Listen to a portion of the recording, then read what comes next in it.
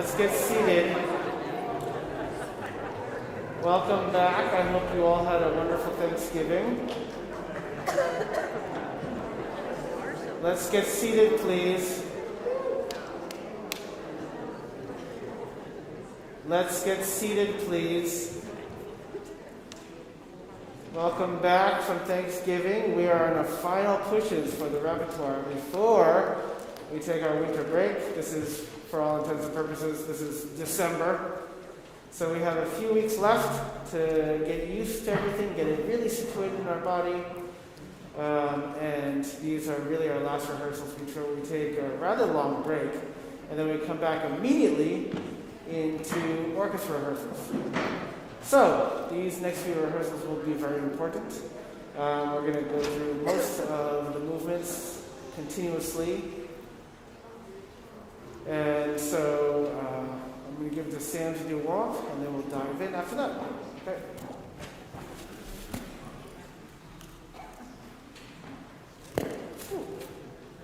Hello. Okay. If everyone could go ahead and stand up for me. Yeah, we're going to start with some stretching. If you're like me and you traveled this weekend, yesterday was like planes, trains, and automobiles for me. So we're going to get all those nice travel aches and pains out. Just reaching up and just floating those fingertips down.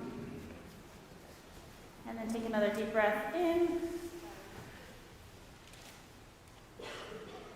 And then float those fingertips back down. Good.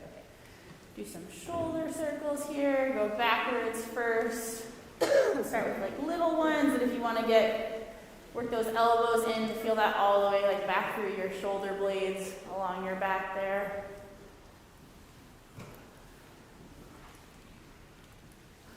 And go ahead and go forward, switch directions. Alright, we're going to do some head circles. If you want to go to one side, kind of just let the weight of your head pull down and kind of feel that stretch. If you notice any place that's feeling particularly tense, you can kind of rock back and forth a little bit. Like right here for me feels a little bit funny. So you just kind of go back and forth and then continue your circles. We'll do one more on each side. Good. And then go ahead and let your head just hang down. Feel the weight stretching kind of all the way down through the back of your neck, down your spine. You're going to take a nice deep breath in, and you're going to lift in the chest and kind of lift your chin up and back. Be careful not to crunch in the back of your neck, but instead feeling that nice lifted chest, kind of stretching through your sternum. Then you can exhale and go ahead back down. And then one more stretch up. Good. Okay. We're going to do my favorite little shoulder stretch here. So basically you're going to take your arms and you're going to cross them and just try to reach those palms together. Lift up your elbows as you are able. Maybe it just feels really nice to hug your shoulders.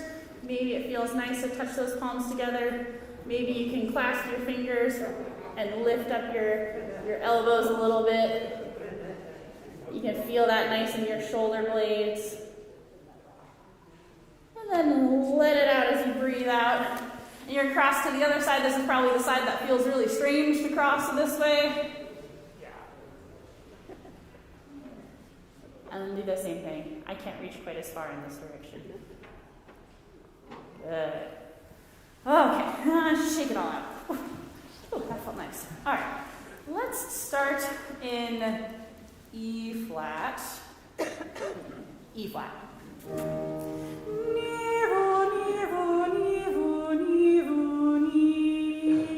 Nice active vowel sounds and really quick consonants. Here we go.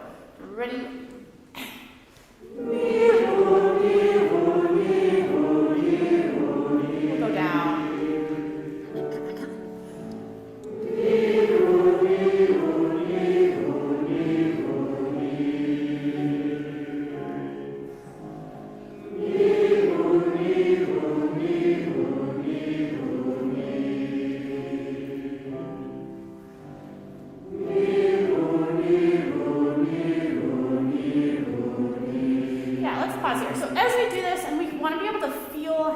vowels. You want to feel that kind of vibration. It can be a little nasally because we want to kind of activate all these muscles. So you want to be able to feel the vibration of that vowel like up through the bones of your jaw and kind of like into the back of your nose.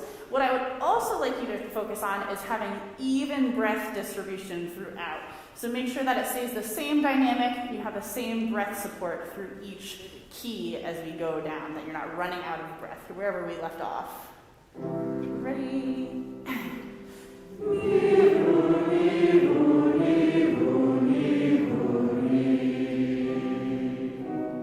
Good. Sustain.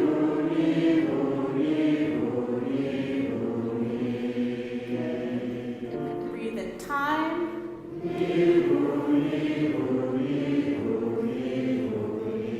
going to do a couple more. I'm going to go a little faster.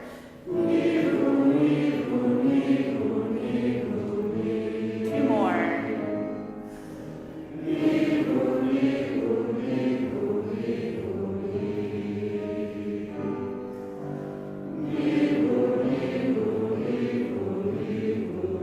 Very nice. Okay, let's go back to E flat.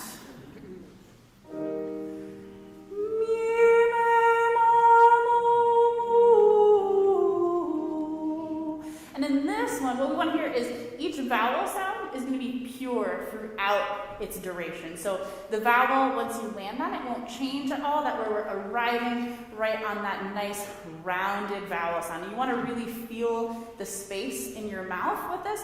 Kind of feel the space for that vowel to like reverberate and have nice supported breath. So here we go.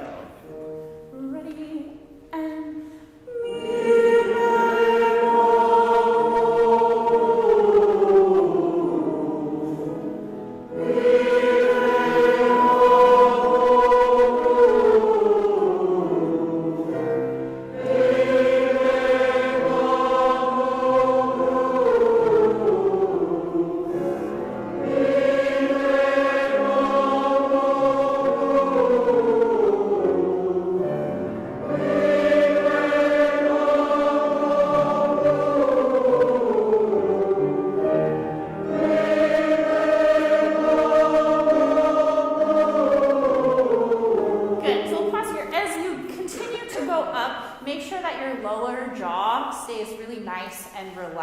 so you're supporting the sound from here, not from up here in your throat, and that your jaw is staying nice and relaxed to create that really open, round vowel sound. It should feel like you could fit like a ping pong ball in your mouth almost, to have a nice space in there for that vowel. Wherever we left off. Ready?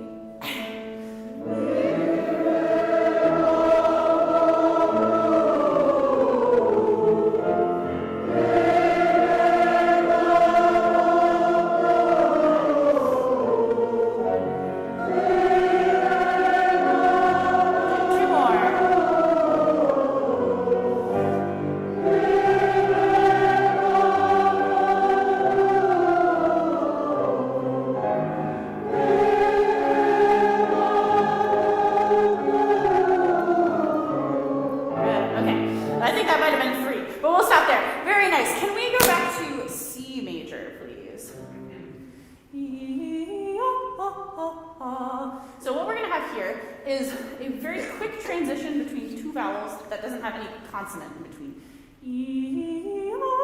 And we want to do it without a Y in between. So E opens right to A without a Y in the middle of it. And what you want to have is really nice supported breath throughout, and we're not straining to reach that top note, but we have control all the way through the arpeggio. So let's try that from C major, and we'll go up. Ready? E,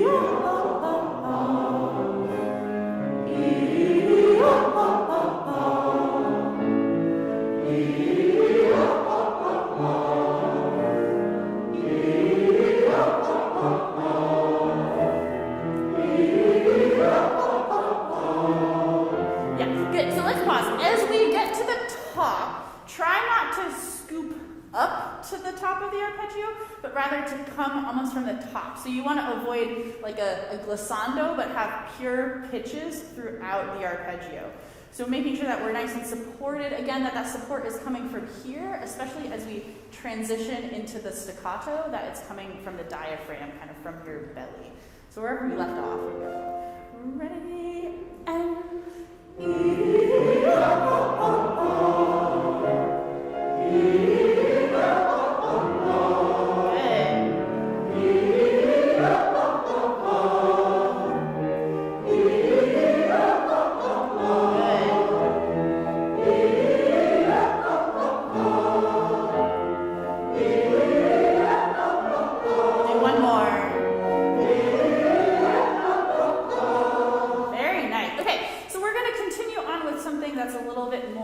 staccato. We're going to go back to C major.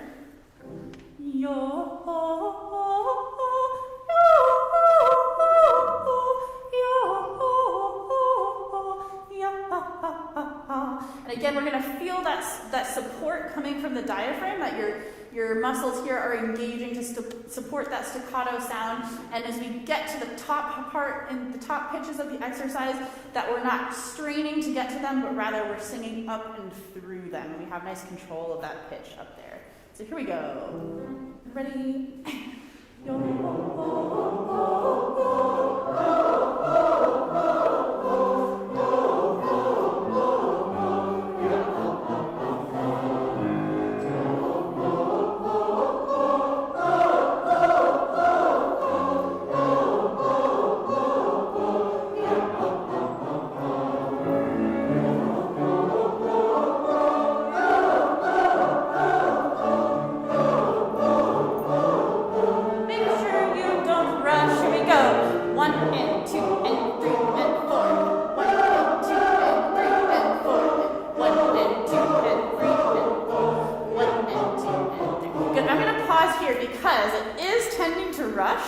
And it's rushing at the high notes. It's like we want to move past this and be done with the high notes. They're difficult. But making sure that we have that pulse too. This is a really good exercise to make sure that even as we're singing through technically difficult things, that we're still counting and we still have that pulse, even in something as simple as a warm-up exercise. So 1 and 2 and 3 and 4 and 1 and 2, and that it doesn't get any faster throughout. So let's pick up where we left off. Ready, and 1, 2, and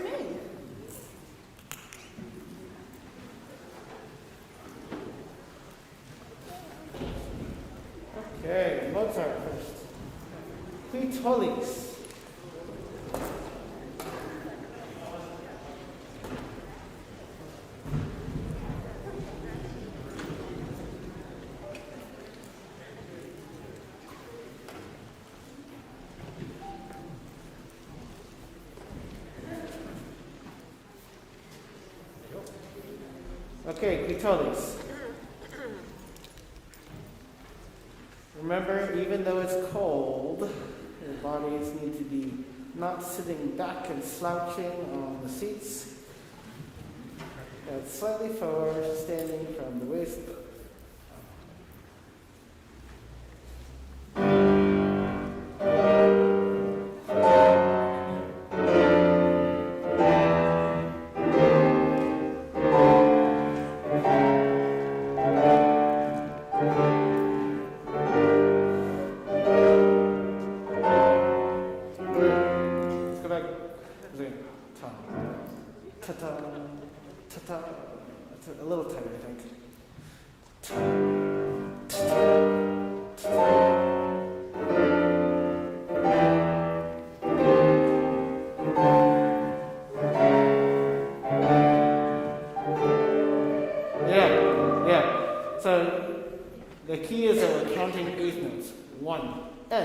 2, and 3, and 4, and 1. So you should be counting along to make sure that you enter no matter what happens. Ready?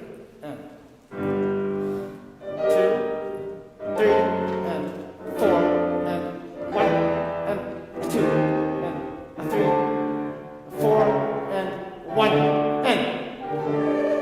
Yeah, good. Yeah, good. I don't feel a breath. Can you just hear it? Ready? And 1, and. Yeah. You have to breathe, and it's not. It's higher than it is straight on. The sound is not like it's pointed, but it's impressive because it has height and depth. Okay? Let's hear it. Right on the third bar, and 1. Yeah. That's good. So take a breath that goes.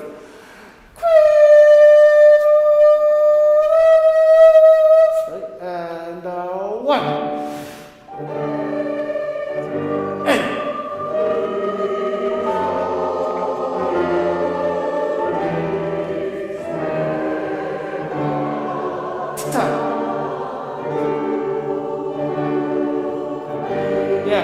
What happened in the second sopranos?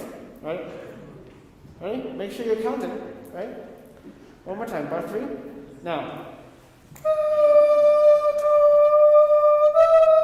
I want you to feel the beat that you're not singing.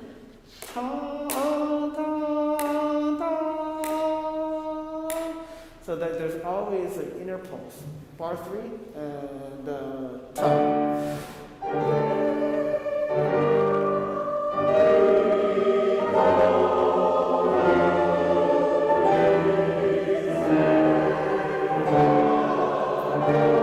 Second sopranos. And.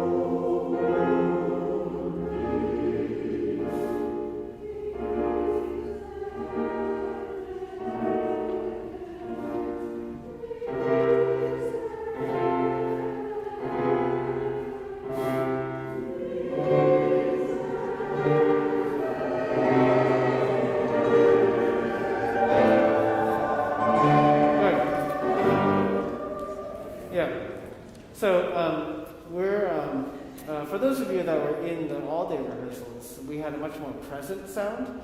And when we're in this big, echoey space, it's going to be like you're in a bigger hall, which means that the consonants need to be a little bit more strong. I hear no consonants. I hear we, tol, we, olis, right? I need a little bit more consonants. It's going to help everybody. On top of that, the key is that there's an inner pulse that's very fiercely strong. Okay?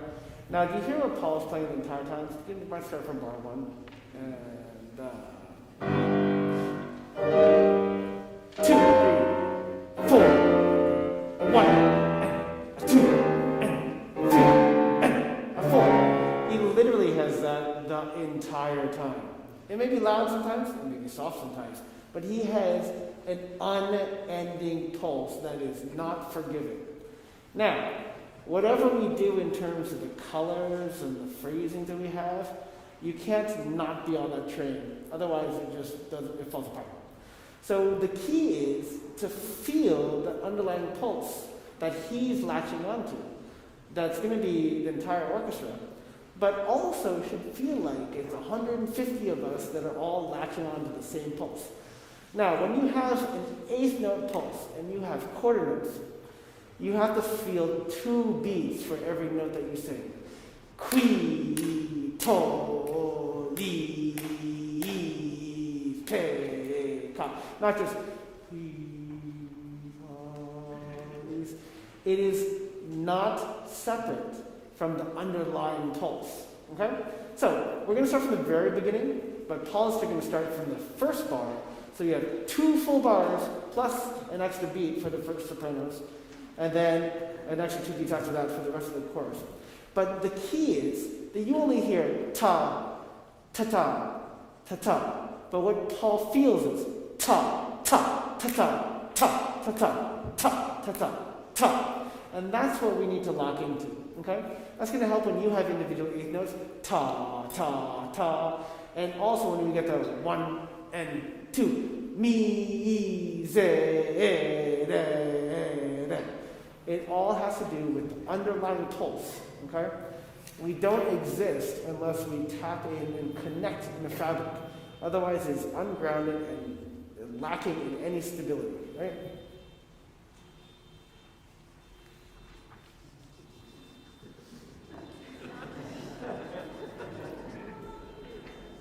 Sorry.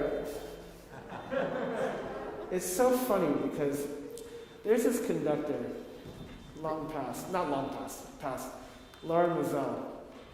And we used to get so annoyed because he graduated with an undergrad in mathematics when he was 13. Then got his advanced degrees, but he was a conductor. And there's videos of him conducting the NBC orchestra, which is, as you know, Toscanini's orchestra. When the orchestras were on the television and stuff. He was 8, and he had it completely memorized. But we used to get really annoyed with him because he was the most egotistical and really temperamental person. So he was staying at a hotel once in Pittsburgh, because he used to be the conductor of Pittsburgh Symphony, amongst other things. And there was a jazz trio playing in the lobby. And he basically said to his assistant, he's just like, you need to tell the hotel to have the trio stop playing, because I would like to get to my room. He wouldn't walk through the lobby because the sound was so bothersome to him. And that movie Tar that came out about the conductor and whatnot, she just is not giving anything away, but she gets really annoyed by random ambient sounds. And it's just like, that's not the tempo that we're doing. It's just not the tempo that we're doing. So if we can't, it's also, I don't care about the key because it's not in the right key, but it's also not. It's really bothersome. Okay, because we're just talking about pulse and tempo, and that's not the pulse. Okay, done.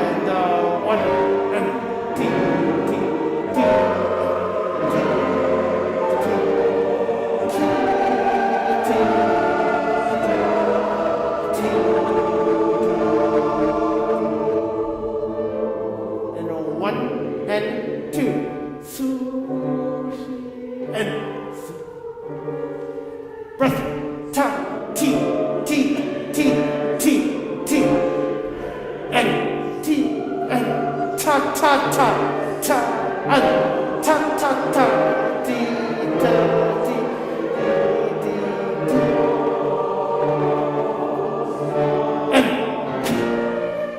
That's it. And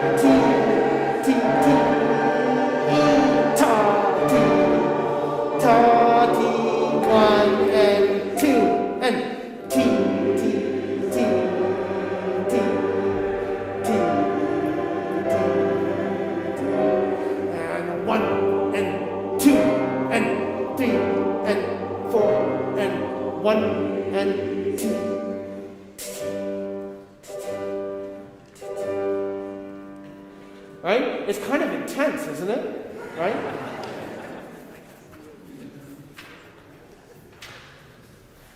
So think about this for a second.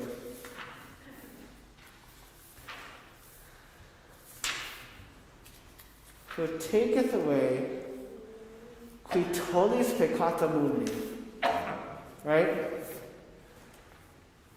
Miserere nobis qui tollis peccata mundi suscipe deprecationem nostra. Right? You think about how people have set this over time. And this is like a really intense version of it. Now I want to go to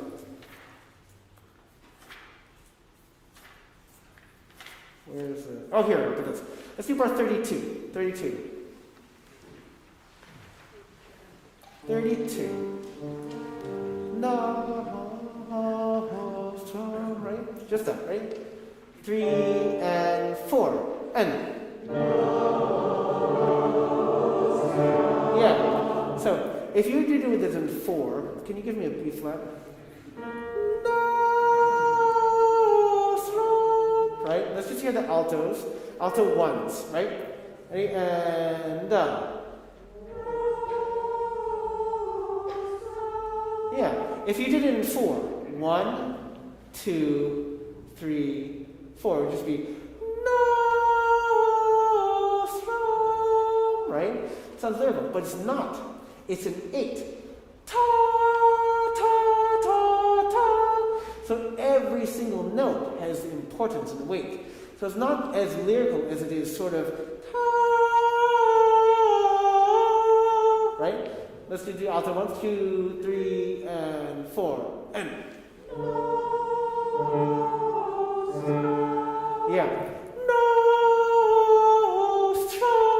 Can you wait to give the consonants, but make them very strong right before the next third beat? Ready? 3 and 4 and. Yeah, that's better. I'm getting strong and so strong. So I want you to think less side to side and more up and down. No, strong. And so strong, right? Don't think this way. when you sing an ah, I think this way, up and down, right? Ready? 3 and 4 and. Yeah, that's much better, okay? Can we do the tenors, all tenors, on your little duet there?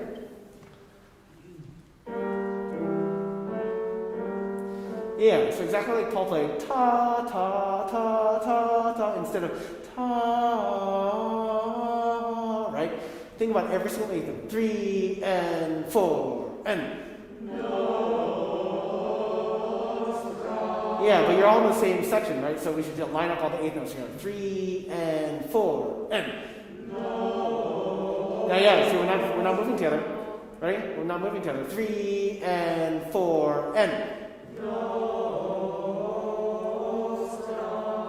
Yeah, that's better. Stram. Make sure you drop your jaw for that, right? 3 and 4 and. Yeah, that's better. Now, I hear a little bit. No, stram. Don't close down to the M during the note, right? The M comes at the very end. Can you do all voice parts of bar 32? Even if you have a long note, you should be feeling ta, ta, ta, ta, ta, right? All right, 3 and 4 and. Yeah, almost. Now you have to connect with me a little bit because you're not going to hear as much of the notes. You need to make sure that we feel it together. 3 and 4 and.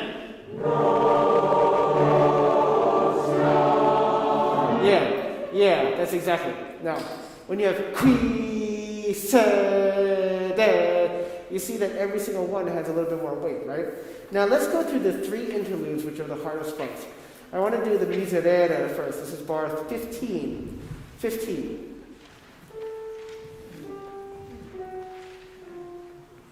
Now, the key is that we have to make sure that the notes are in the right place and the pitches are right absolutely first.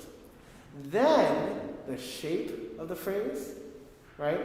And then the color.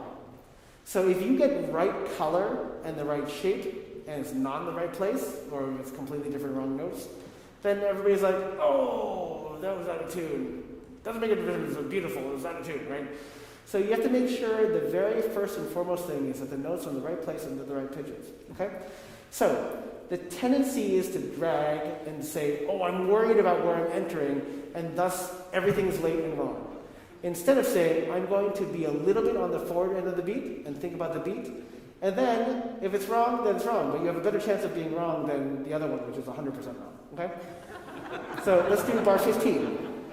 It's true, right? A flat for them, right? And remember, all sopranos. And the key is that you need to make sure if you weren't here for the all day or you didn't write it down from previous times, you are definitively not singing piano. You should write in mezzo forte or forte because the orchestra stops doubling you, and no matter what, it will definitely sound softer than the entire course singing. So it'll give the impression of singing piano, but for you, individually as all sopranos, it should feel like a mezzo forte or forte. Okay? Bar 15. And 1 and 2.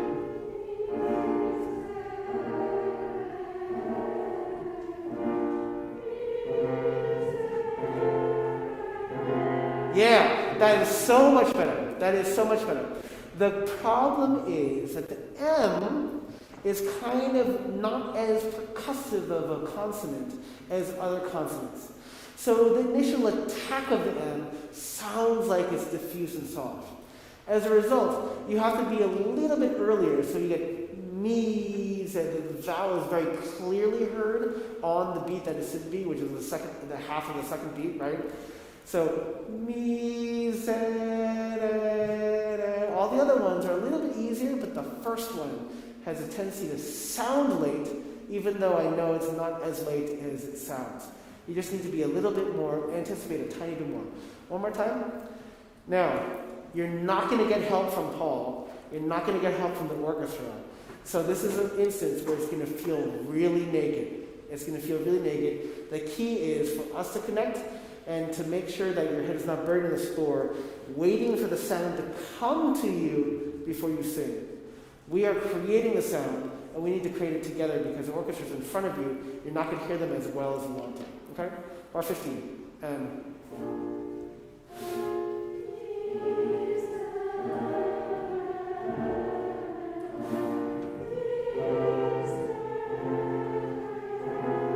That's exactly it. Now that's fantastic. Now the shape and the affect still were absolutely gorgeous, but the difference is that we did two things. One was to make sure that you're not waiting for the sound, and the other one was to make sure that the end was early. And all of a sudden, everything else really fell together really nicely. I want to go on, so we're going to do those two soprano entrances, and then chorus 1 and chorus 2. Everything that I said to them applies to. M is kind of a soft, diffuse syllable. Consonant. So you need to be a little bit more on top of it. And then in addition to that, we need to make sure that you're not waiting for the sound, but you're anticipating a tiny bit. Everybody now, starting from bar 15, the both soprano entrances, then chorus 1, then chorus 2, then chorus 1, right? And 1. That's exactly it.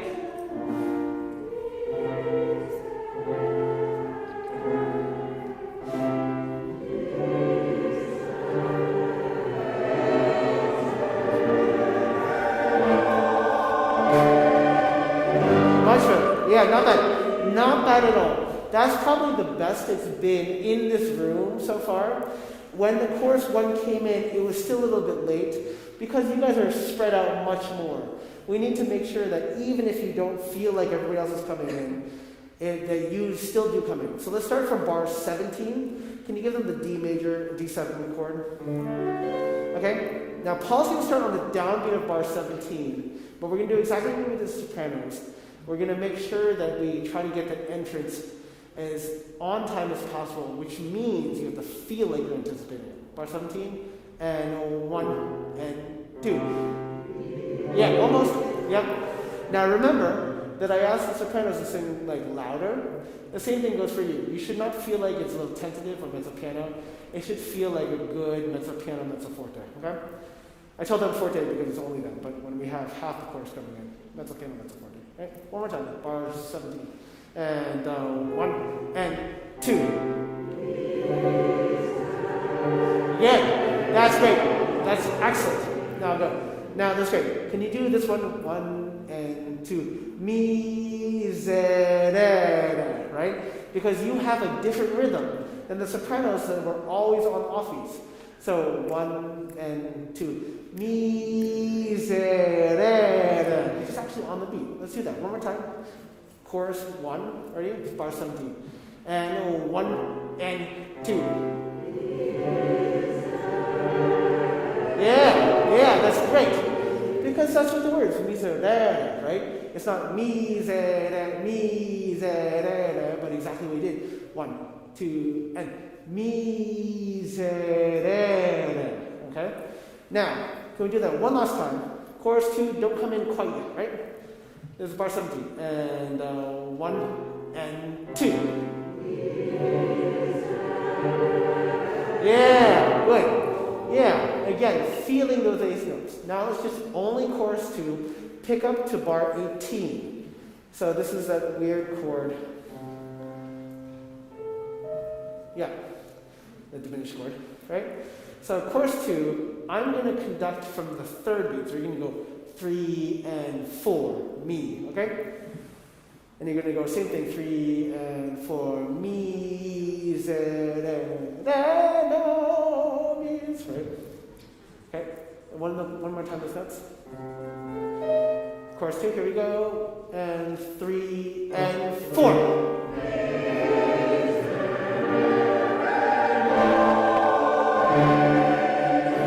That's exactly it, okay? Now, just like you did, I really wouldn't worry about the definite change in dynamic because it's naturally going to happen. Why?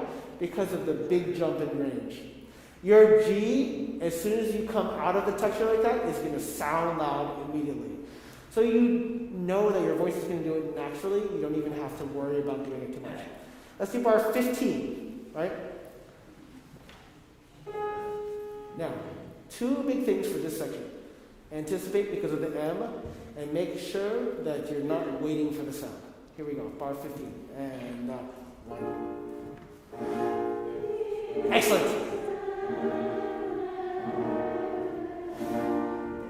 Excellent.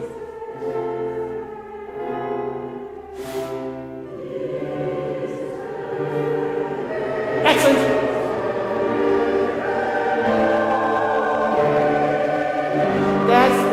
That's really the best it's been. That's really the best it's been. On top of that, I heard the first sopranos come in with a quito, right? And that brings us back to so firmly on the beats that it is so deliberately different, right? Now, the reason why that's really important is that we have a section that's on the beat. We have a section that is sort of diffused off the beat without orchestra help, and it feels as if you are standing in judgment not knowing what your fate is. That's the whole point, right? And so we juxtapose these two sections, and the best part is the third time, it's a big number of threes for Catholicism, that all of a sudden, in the middle of that, it changes from being off the beat to being on the beat. And that's a very specific part. But I'm going to do this one last time, and then we're going to go into the middle, the section of sushi thing, okay? But first, use that. That's excellent. Those two critical small things make all the difference, right? And 1 and 2.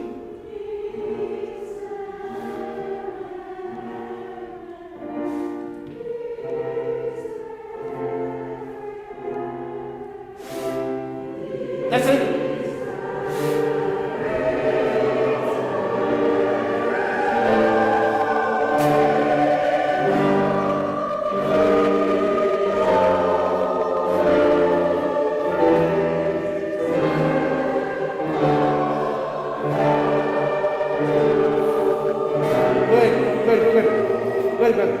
I want to go, just for sake, I know sometimes in the middle of this the notes get a little squirrely, but I just want to do this section by section first. Go ahead to bar 28. 28. Okay? Now, S is a much more pervasive consonant. It's not because it's more percussive. It's because S, when you make that sound, the pitch of a consonant for S is the highest, and it cuts through everything. And so when you do swoosh, we can hear it very clearly, as opposed to some other consonants. Even t is not as high as s, which is some of the highest pitches we have. Okay, so we should get 1 and 2. Sushi pe, sushi pe. Okay, that 16th note is half a beat. Ta ta. So it should be very strong. Okay, let's try this. Sopranos, and then all of chorus 2, all of chorus 1, back to chorus 2. Let's see what this is. Bar 28, there's C, re, and 1 and 2.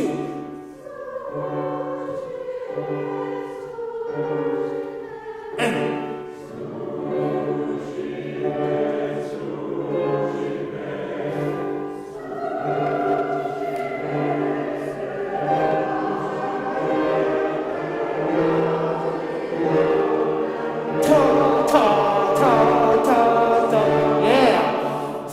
this is where it gets a little bit squirrely. So second sopranos in the all-day rehearsal, we had trouble with this E flat, right? It needs to be much higher than you expect. It's actually quite a large leap from what the soprano ones were singing. And then the rhythm for this, the chorus 1 on bar 30, 1 and 2. Su, shi, pe, de, pre, ka. Ta, ta, ta, ta, ta, ta. Okay, that's a very clear rhythm. Let's break this down a little bit. I want to hear chorus 1, bar 29. Chorus 1, bar 29, right? Do you mind giving notes? This is the 20. Chorus 2. Chorus 2, bar 29. That's a non-chord tone, it's a chromatic non-chord tone, so it should sound difficult, but we want to make sure that we get that clearly. I'm going to give you 1 and 2, okay? 1 and 2. Yeah, good, right. On. Sushi pe, su, shi, pe. You repeat the word. I want the su's to come out. And su, shi, pe, su, shi, pe. Right? Let's try that just speaking it. 1 and 2. Su, shi, pe, su, shi, pe. Excellent. With notes this time. 1 and 2.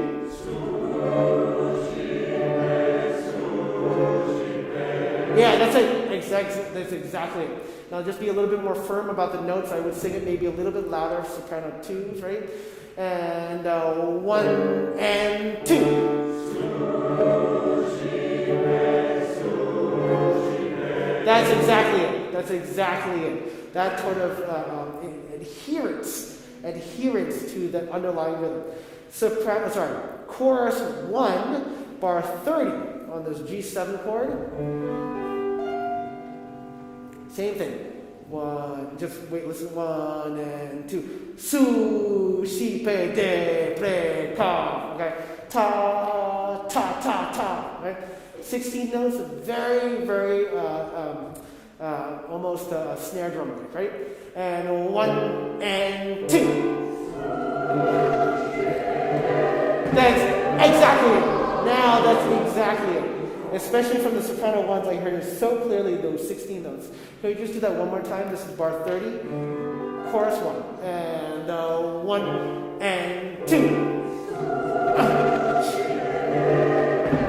Good, excellent.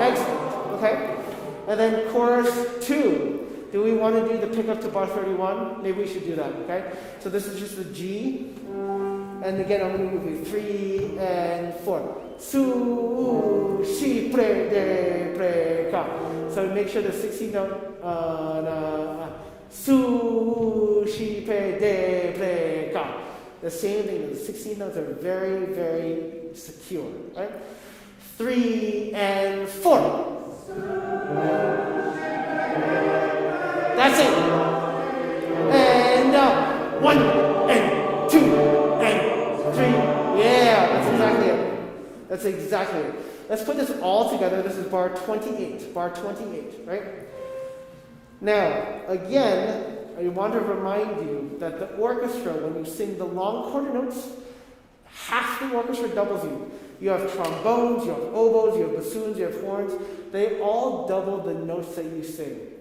When you sing this offbeat stuff, nobody doubles you. The orchestra gets soft and they play that rhythm, ta-ta, ta-ta. But there's no help that you have whatsoever. So that's why we're spending a bit more time on this, because the last time we did it, it was like, oh, wow. I feel like I'm literally singing by myself right now.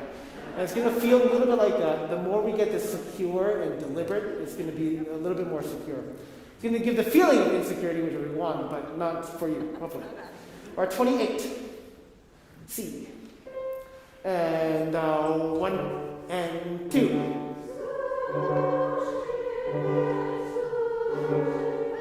And that's it.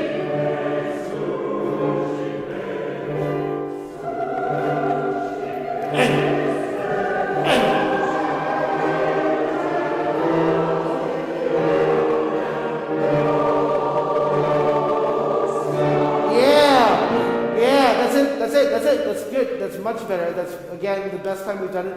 And it's literally the best time we've done it in this room. Because this room, if you can do it great in this room, then you're going to be great on stage, right? So bar 28, one last time. Soprano 2, fantastic E flat. That was fantastic. You could hear the D major chord and then the E flat chromatic near return, right? And this is bar, whatever it is, 28. And 1 and 2. And.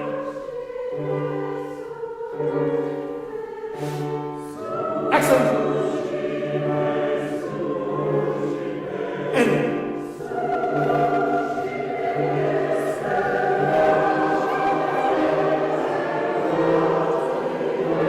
And ta ta ta. Soprano lines.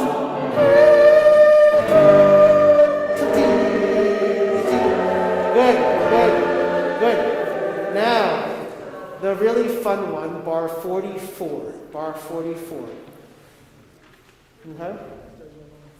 Now, even to make things a little bit worse, even though you probably won't hear them as much, the trombones on bar 44 start playing on the beats while you're still singing off the beats. Okay? So let's do bar 44. If you don't mind actually giving them notes for this is in G major 7. We're not going to sing the downbeat for now, but we are going to go 1 and 2. Mi, sa, da, right? Okay? And then we go on chorus 2, chorus 1, chorus 2. Here we go. And 1 and 2.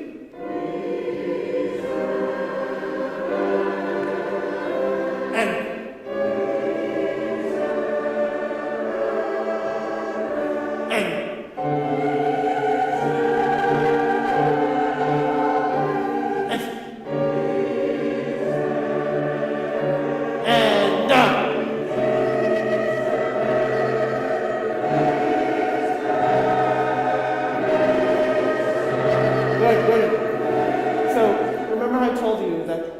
other 2 times you're firmly off the beat, right? This is that one time where you start off the beat and then you start really demanding and you're on the beat. Mi, ze, re. The key is that you have to really sing the 16th note and ignore what the orchestra is doing. Because Paul's been trying his hardest, and orchestras can try their hardest to play this like triply dotted note, ta, ta, ta, ta, ta, and you have ta, ta, ta. Ta, ta, ta, which is not what they have. The trombones will play 16 notes with you. Ta, ta, ta. But we want to make sure we hear 2 separate rhythms. That's from Paul in the orchestra, and that's from you. Okay? Now, the key for this note, which is really hard in bar 44, where it's actually bar 45, is there are key people that change the tonality of these pitches. So altos, your E natural is of hyper importance on bar 45. You sing an E flat on bar 44. You sing an E natural on bar 45. Paul was very nice and played with you, but we need to make sure that's very clean. Then alto 2s, bar 46. Instead of singing an F natural like you did before, oops, sorry, you're still there. F natural like you did before, you sing an F sharp. And that change of mode for that chord is, again, of hyper importance. Okay? Tenors, you luck out for the next one. And then, of course, altos is fine after that too. But those 2 notes, E natural and F sharp, altos have the responsibility to change where we're going. Let's do bar 44. Chorus 1, then chorus 2, then chorus 1, then chorus 2. Okay? Right? Again, I'll give you 1 and 2, right? And Paul will come with the dummy, and 1 and 2.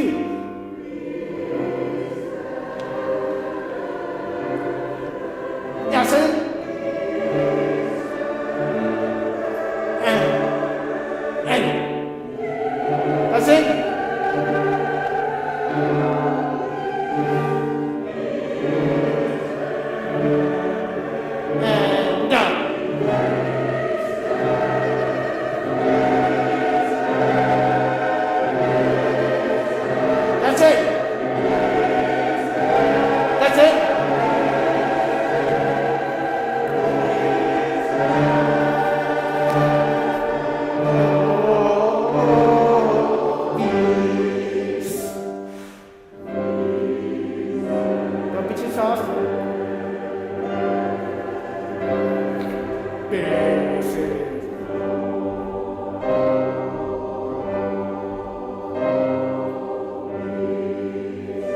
Yeah, that's really good. Now the basses and the altos have this great chord.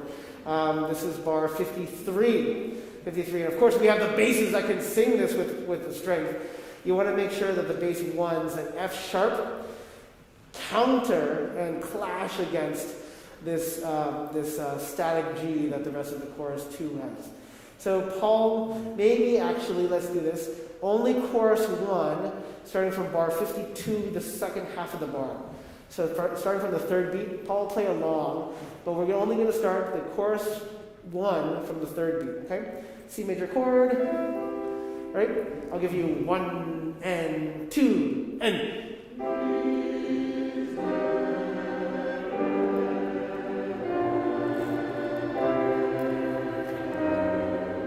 That's it.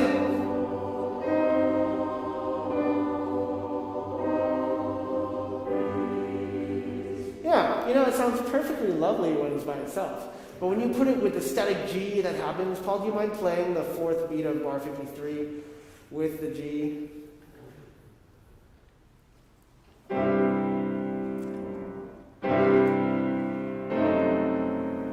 Yeah, you play just the left hand, the G versus F sharp. Right? That's what Mozart wrote into the music, right? And so it should sound really gnarly. Okay, let's do bar 53. Gnarly in that sense, not gnarly. Okay. The good gnarly, no, the bad gnarly, not the good gnarly. Okay, whatever. Okay, bar 53. Sorry, C major again? Sorry, 52, 3rd beat. That's what I meant. Yeah, 6/4. Ready? And I'll give you everybody singing. Bar 52 coming in on the 3rd beat. But Paul and I are going to start on the 1st beat and 2nd beat. Ready? And 1 and 2. Everybody.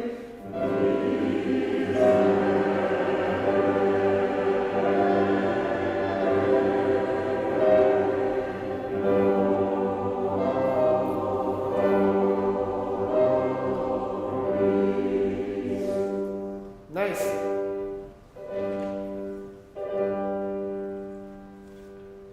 Yeah, that's great. That's really, really great. Now, the key is at that volume that you just sang. Obviously, empirically, it's like nowhere near what we'd say a piano is. But with the orchestra and knowing the room, that's exactly the volume you should sing. So whatever you think that is, if that's a mezzo piano, if it's a mezzo forte, that's perfectly fine. What you just did is great. I want you to do is write something into your music that reminds you that it is not piano. Okay, so like cross it out or sing louder or whatever you want to do. Now, can we go through this entire movement and stand and, it's a bit,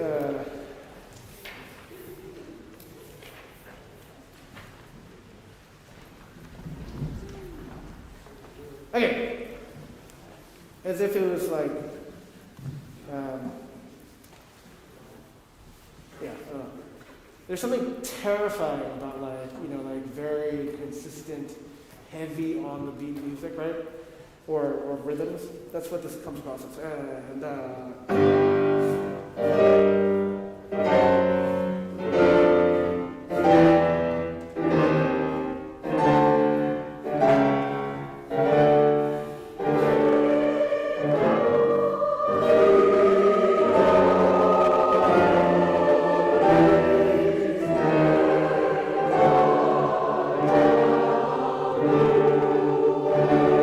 Excellent.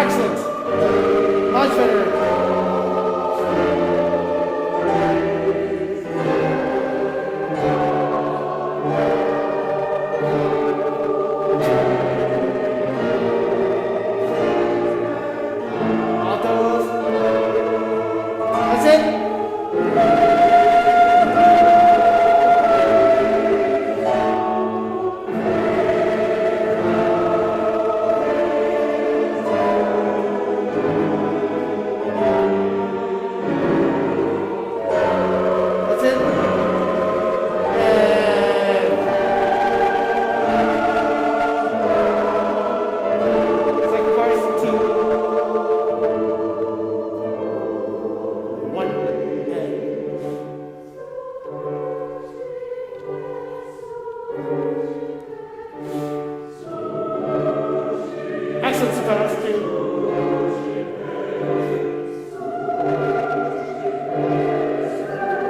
That's it. Ta, ti, ti, ti.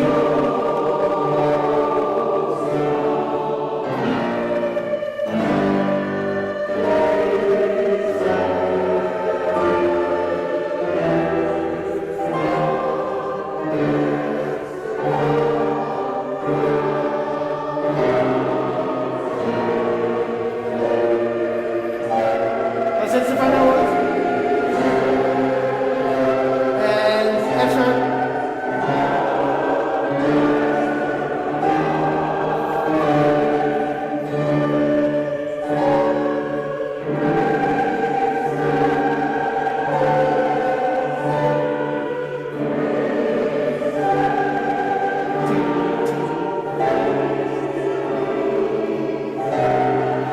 That's it. You got it. And here we go. 1 and 2. Ta, ti.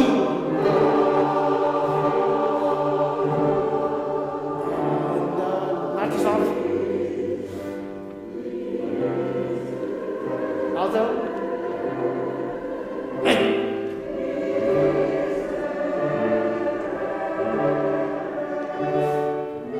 That's it.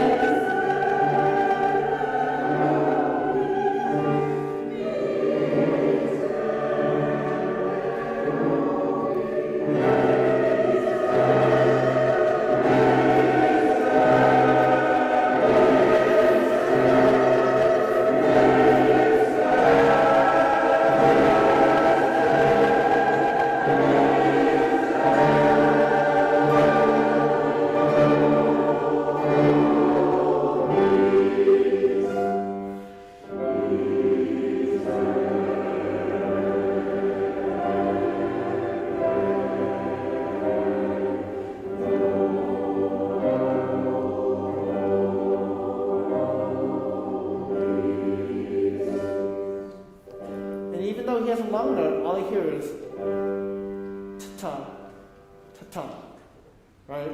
Even though he has a long note, that rhythm is still stuck in your mind, right? That's excellent. That's really good. Sit down. Two minor things. I want to make sure on bar 37, 7/8 of the chorus has this great rhythm on the third beat. Dex-te-da, ha, ha, please. And so we want to make sure that on the third beat, for all of chorus 1, and all of chorus 2, except for the sopranos, that we have Dex-te-da, ha, ha, please. Can we do that, Paul? Maybe we just give them this D major chord. And we'll just do the third beat of bar 37. Third beat of bar 37. So here are your notes. It's one of those. It's like a D major chord. So we just want to hear Dex, te, dam, pa, ha, please. And we'll just stop there, okay? Third beat of bar 37, right on it. I'll give you 1 and 2. 1 and 2 and. Yeah, that was great. That was great. Let's do that one more time, just because I think 3 quarters of you got it, right? 1 and 2 and. Yeah, that was great. No, that sounds really good. The second one is, where is this? Sopranos. Sometimes, I pulled it down, where is it?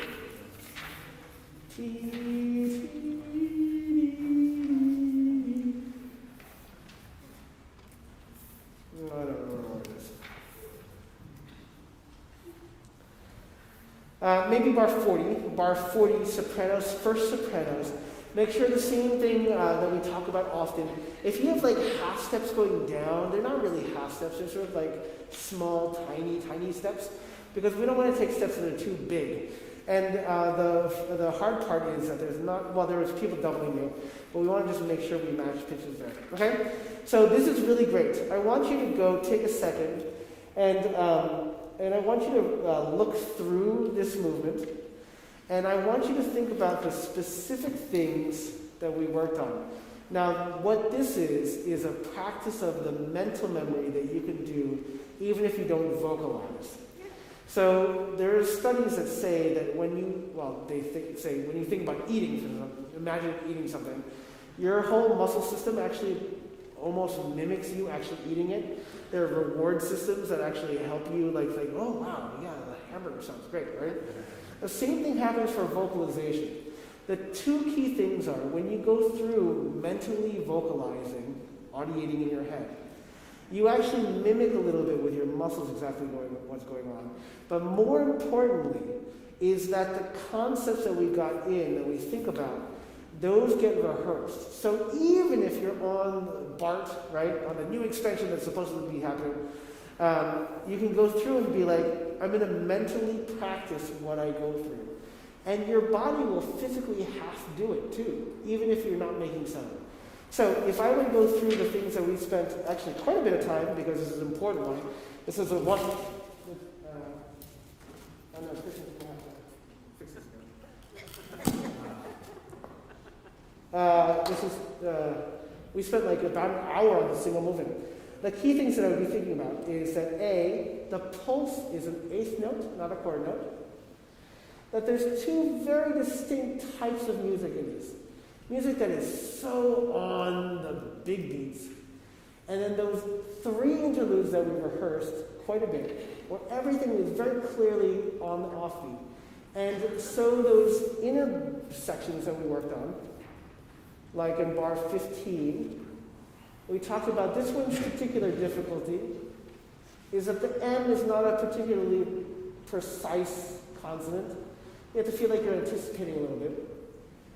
And that in general as a concept, you don't want to feel like you're waiting for the sound to come to you, because if you wait for the sound to come to you and then you sing, then you're probably going to be late, and then other people are going to be late, and there's going to be cascading, lateness.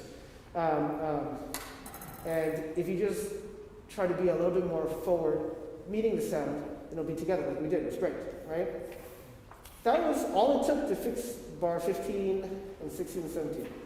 Then the other one, bar 28, to me, the key two elements of this is that you're repeating a word and that the su, shi, pe, the first syllable of both those words, or the same word, is more important, the most important note. And then the second element for me is that the 16th note is not a fast note. Su, shi, pe, not shi, pe, but shi, pe. You've been doing it great, but that idea of the 16th note being kind of weighty, that's all that's needed for this. That's all that's needed, because on bar 31, su, shi, pe, de, pre, ka, the ta, those 16 notes have a little bit of substance to it. They're a little meaty, okay? And then finally, bar 44 and 45, all this is very similar things to before. Don't sing too soft. But the altos have the most important function of the entire thing, which is on bar 45, downbeat, and bar 46, the last note that you sing to. That note changes that chord significantly. It changes the entire course of where we go harmonically, and thus is very important. Okay? And then finally on bar 48, mi, ze, re, which is not what the orchestra is doing. It's not what Paul's doing. They're doing what they should do. We should do what we should do, which is ta, ta, ta. The 16th note is very strong. That's all of the things that take care of this movement. It is very hard to put together with the orchestra. I'm not going to lie, I'm sure you remember this. When you do it the first time with the orchestra, all of a sudden it feels even more like, oh crap, I thought I knew this one. And you're like, yeah, you do. But just like any group, going into the orchestra can be feeling disconcerting. And this is one of the ones that's a little bit more nerve-wracking. Okay? So great work on this. Really great work on this. I want to do the Jesu Christe into the fugue. Cum Sanctus Spiritus. This is page, oh, it's not your page. It's the Jesu Christe. 52. 52. 52. See, it takes me 10 minutes just like this to think of the journal. Fünfzig, no, 52, right? 52. I was speaking to an Austrian, she's like, 50. I was like, okay. Okay. Let's do Jesu Christ, right? Here we go. And you're not going to get anything except for the downbeat. So, and 1.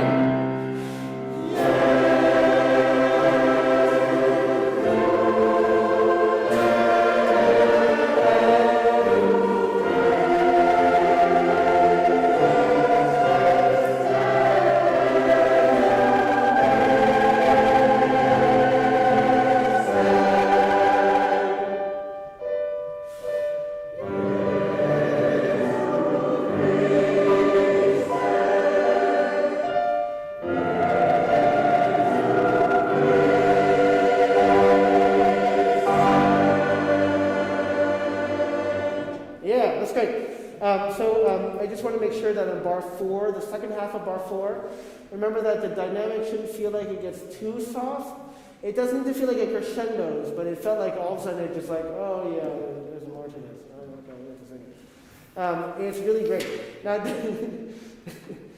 Now, unlike the other movement that was also an 8, this feels so much more luxurious, doesn't it? Right? It feels so much more free. There's not that sort of inner turmoil and tension that's in it. And the sound is really great. I want to make sure, I think the key to bar 4 is just breathing fully. Jesu Christe. Just a little bit more breath. Let's do it one more time. And,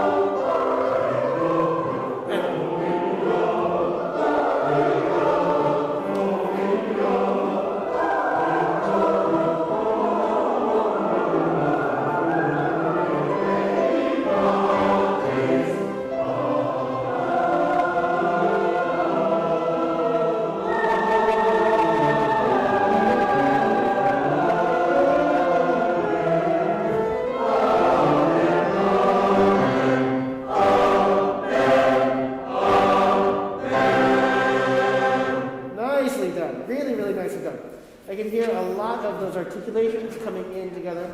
I can hear a lot of the theme being very strong.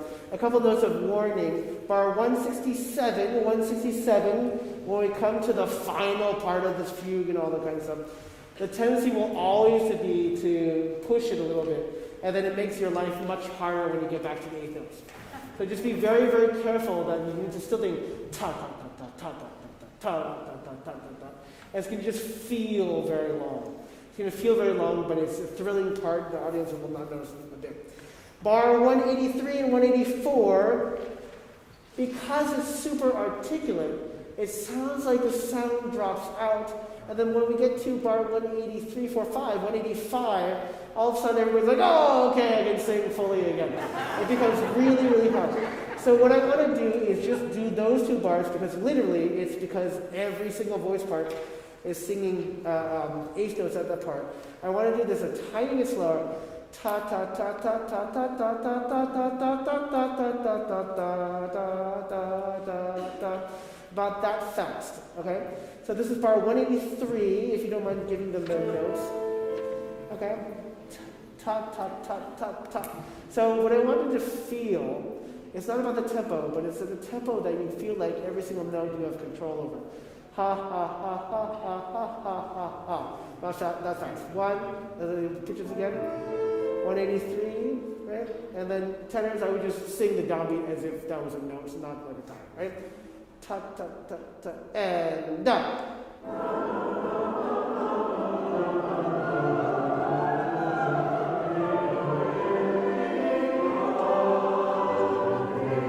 Yeah, so that's about that slow. Let's try that. Let's just hit the soprano slow. Ready?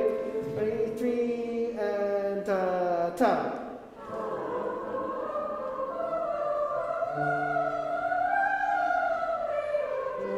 Yeah, that's great. So those first 5 notes are kind of one thing, right?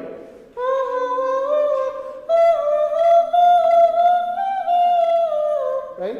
So think of those 5 notes, and then the next section after that is a different section, right? Soprano slow, ready? 1 and 2 and.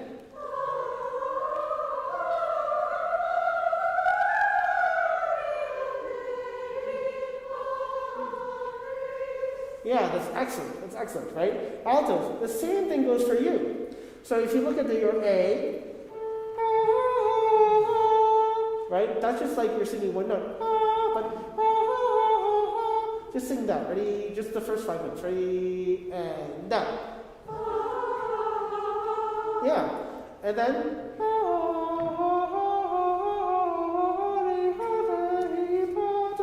The other part is another separate part. But if you get that really clearly, right? If you get that first 5 notes and then go to the next section, I think it becomes easier, right? Let's try the entire thing, but mentally separating it by those first 5 notes and everything else. And A again. 1 and 2 and.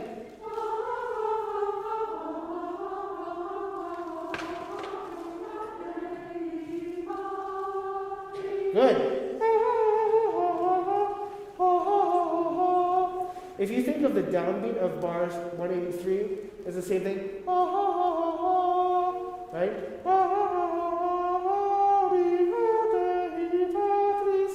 You just have to make sure that the end of your bar sounds a little funny. Can we just do bar 183?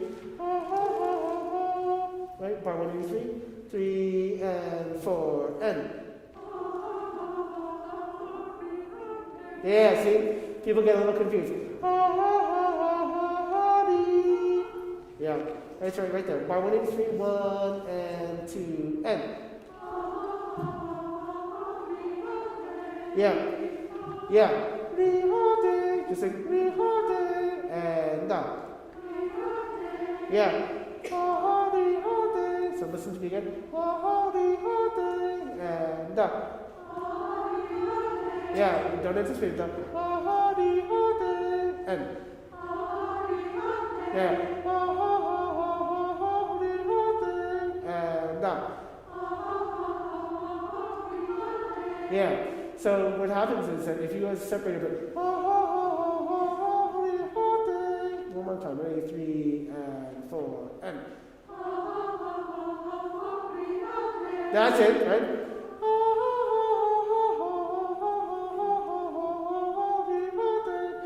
Two bars together, 3 and 4 and.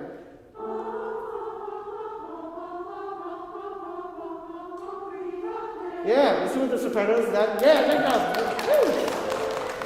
Let's do these two sopranos and altos together because you match some notes and then you parallel some notes and then it goes out. Okay, fine, they're not related at all. But let's do them together. Right? All right, 1 and 2 and.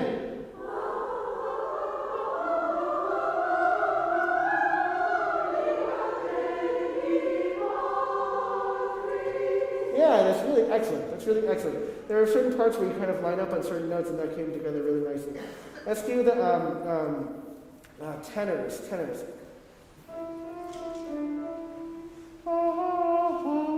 Right? Same thing. Right? 3 and 4 and.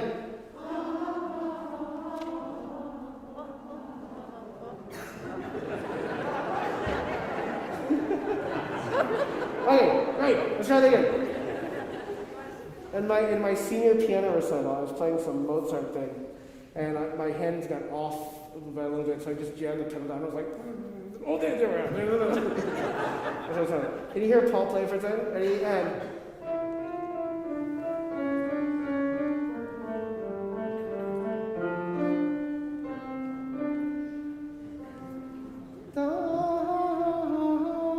And then the C sharp, D sharp, the C sharp is like a little short da da da da. Right? Let's do it with Paul tenors, right? 3 and 4 and.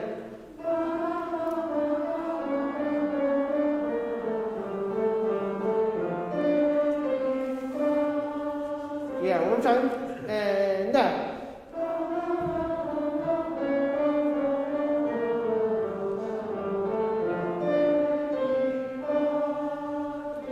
yeah, one more time. Now what I want to do is we're going to stop on the 6th note, right? Right?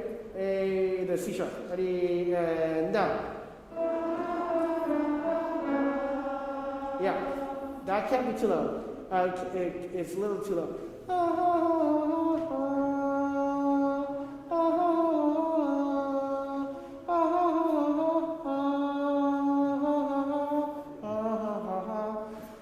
Make sure that's a nice high C sharp. Ready? 1 and 2 and.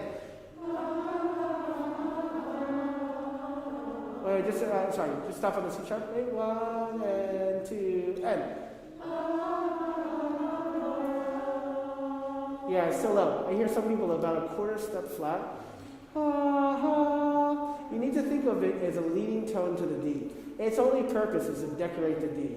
So it shouldn't be too low. It's not its own thing. It's sort of dependent on the D.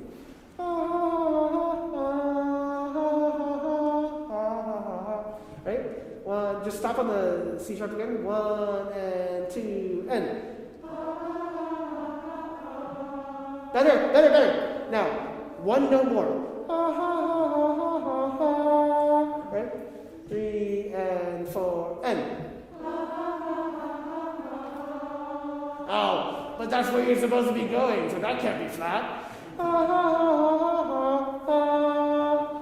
D major, which is the key of triumph in that era, because all timpani and brass were tuned to D, right? Right? 1 and 2 and.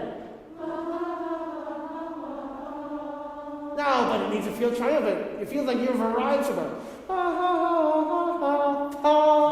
Right? Ready? 3. I'm going to make you do the arms afterwards. Ready? 3 and 4 and. Yeah, that's it, right? All of a sudden you have this B flat. Okay, with Paul, starting for bar 183. 1 and, D, E, 3, and we stay on the bench, and.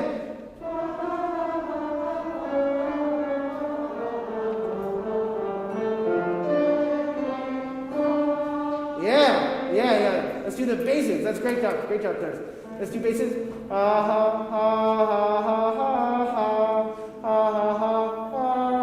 Make sure the B natural is clean. Let's do together. 3 and with Paul and down.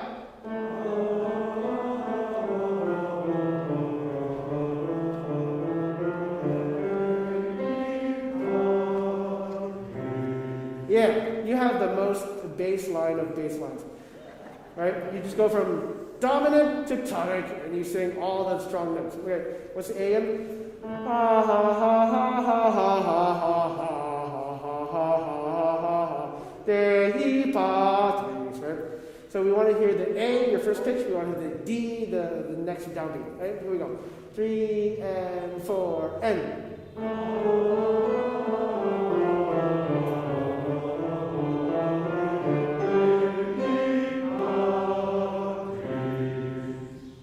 Great. In the time of the poem. Everybody, bar 183. 183. Listen to Paul play. Paul play all 4 points at the same time. 3 and 4 and.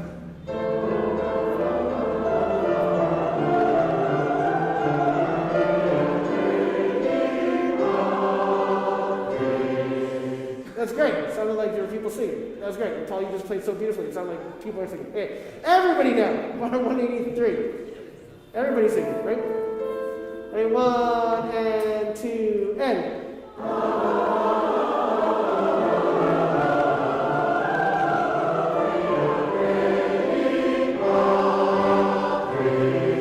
Good. Let's do that. Ta ta ta ta ta ta. Tiny bit faster. Ready? 3 and 4 and.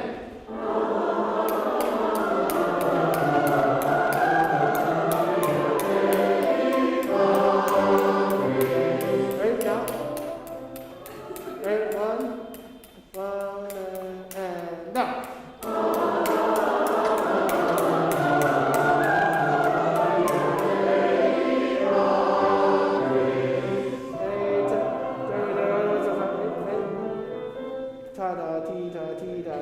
Right? One more of those pitches.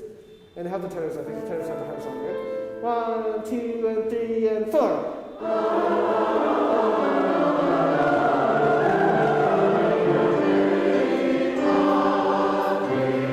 One more time. Ta da ti di ti di ti di. 1, 2, and up.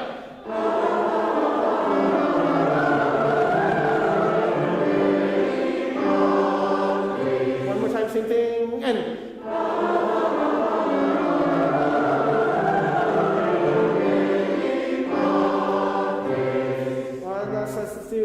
Let's get into this, and this will be the last. Let's do from bar 167. 167. Because we're supposed to. No, actually, it's okay. 167. Cool. Song, right? 2 and down. Cool. T and D and A flat G and and and.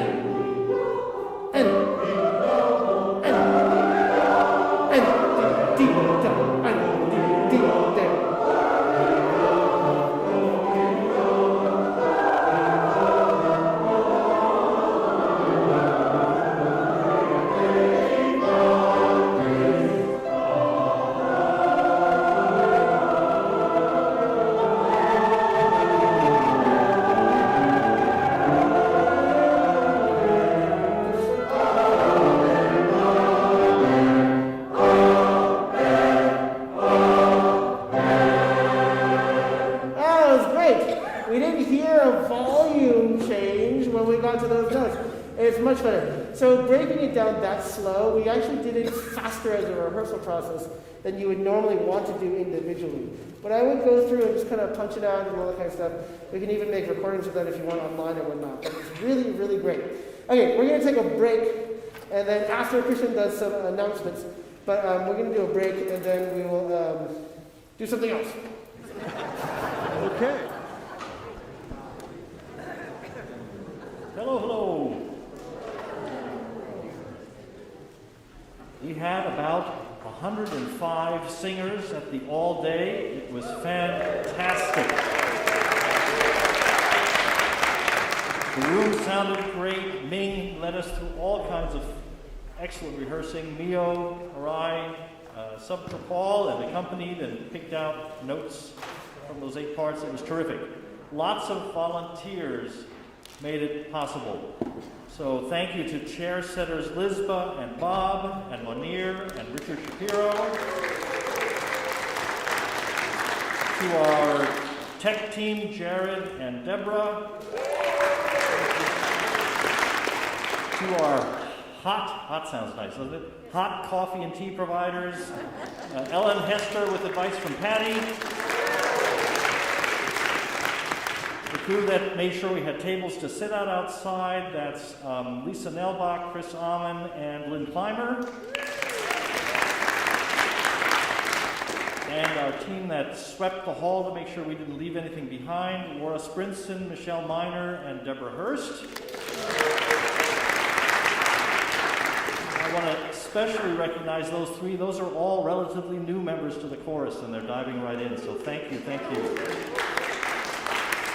And thank you to many of you who just showed up without signing up and helped out. We really appreciate it that they went very smoothly. I'm going to segue to volunteers for next week. We've had so many people come voluntarily that we're going to shift from sign-up slowly to having sort of teams that organize themselves, because there seem to be many people who are able to come early and help us set up, and it's lovely to be able to rely on that. So many of you pitch in for chair put away at the end of the rehearsal that we're stopping. We're not even asking for volunteers anymore because you all do so well after rehearsal and helping us out. And a special thank you to the sweep team that sweeps the hall after rehearsals Monday. They found an iPhone last week, which we were able to get back to a chorus member within a day. So thank you. That would have been a real snarl otherwise. Some sectionals are coming this week. This week and next, we'll give you a reminder. One is on December 3. That I believe is this Saturday. Sopranos have a special sectional with Deb Galata from 10 a.m. to noon at North Grade. On December 4, we have the last of our regularly scheduled sectionals. It's a soprano, alto, tenor, bass, all parts sectional with Sam and Mio accompanying. We had that format a week ago Sunday, and it was terrific. We had about 45 singers, and it was a real chamber chorus kind of rehearsal. We blended well, we learned a lot. Sam put us through our paces. Paces is the wrong word. She didn't rush us. We really took time to work on things, and I think people got a lot out of the rehearsal. This coming Sunday, December 4th, that will be at the Piedmont Center for the Arts. If that's a new venue to you, look it up on the map, chart how you want to get there. There's lots of parking once you do get there, and it's a wonderful venue. It's a lovely room and a great piano. So if you'd like some more work on notes, December 4th is the evening for you at 7.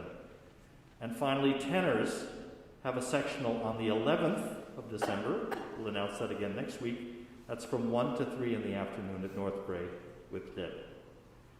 Finally, just a note that as we get closer to concerts, we're going to have audience reserve seats. The seats are free, but we want to keep track of how many people are coming. So that will be done again via Eventbrite, as we did this past June, and that site will go live on December 7th. It already says that on our website. But a month before the concerts, audience will be able to reserve seats. And that's it for my announcements. Julie has one, and then we'll have break afterwards.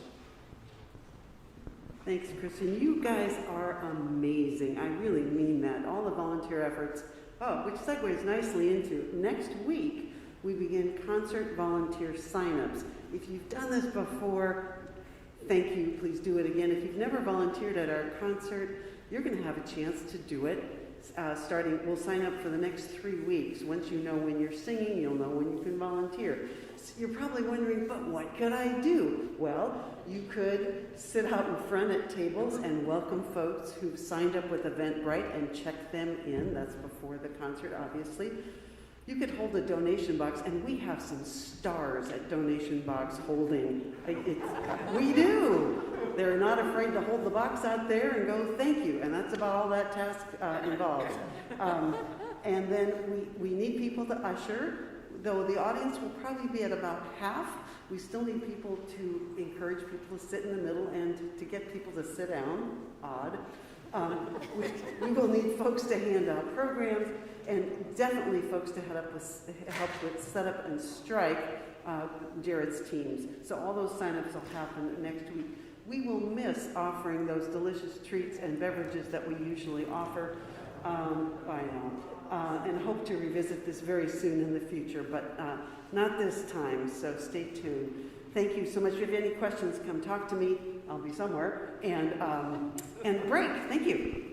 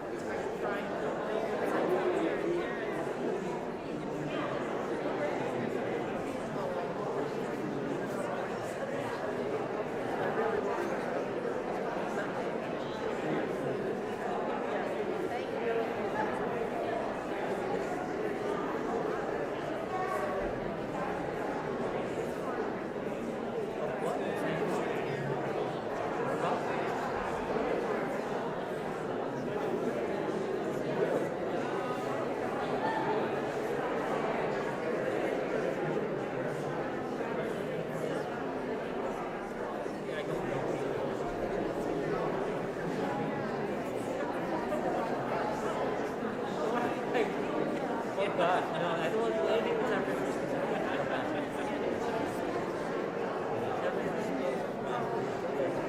No, I mean, it's crazy. I mean, I think it would be crazy. LA's the same. LA's the same.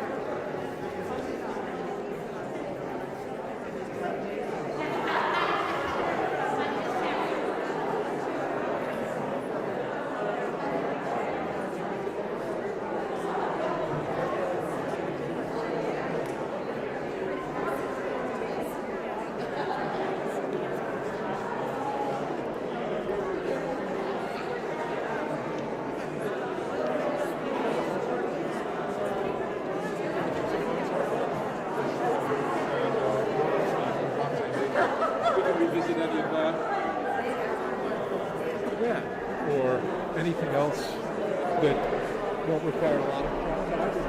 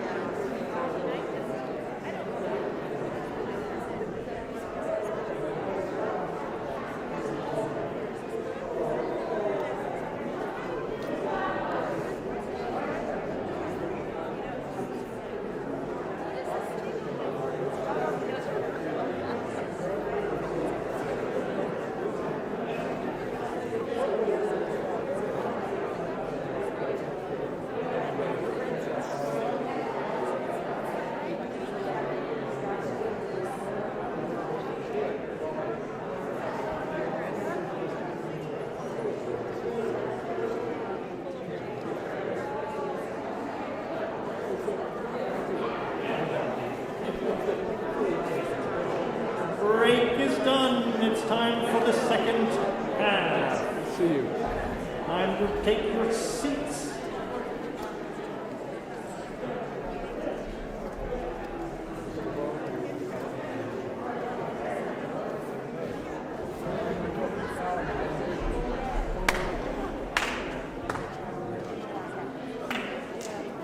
Okay, we're back.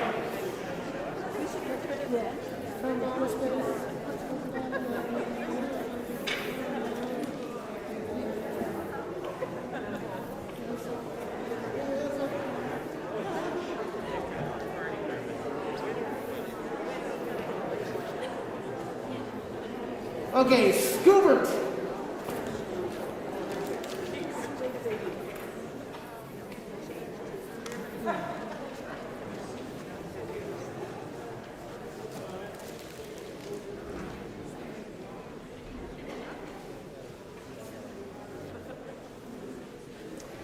Schubert actually has this fascinating mental illness.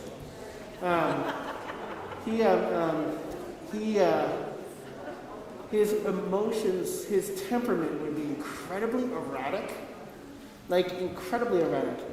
And that's the years. I mean, like those are the years where like the sometimes the treatment would exacerbate how terrible things were. But there's this great composer, Anna Klein, contemporary composer, and Riccardo Muti from Chicago asked her to commission, and she commissioned her to write a piece. And he said the Schubert Great Symphony is on the first half, and your piece would be on the second half. So it should fit within the orchestration of the Schubert Great Symphony, and it should be a companion piece of the Schubert Great Symphony. And she thought that was kind of boring, so she was like, I know, I'm going to make a piece about his mental illness. And it's called The Night Ferry, based on the painting, the famous painting of the ship that's caught between two shores and is in the sea, that tumultuous, and it basically just dies and crashes. And it's a fantastically dark work, and if you listen to it, you're just like, geez. It's a little rough. There's this great podcast on Ravel's mental illness. Like Ravel had this disease where his brain would mess up sort of concepts, but he would also know on the other part of his brain that it was completely wrong. Like he'd put a match in his mouth and then pick up a cigarette and watch himself try to spark the cigarette. And he'd just sit there and be like, why am I doing this? Why am I doing this, right? But they think that there's a conjecture that his bolero, which is the same thing over and over and over again. And you see there's people that, artists, they'll do the same painting over and over, and you can see their mental illness progress as it starts to degrade. They think that bolero is the audio version of that. And it's great. If you listen to whatever the site is, which one is it? It's a John Abumrad. Radio Lab. They have this great episode on this. Okay. I don't know why that came up. Okay, let's look at Schubert. Sanctus. I want to see the Allegro first.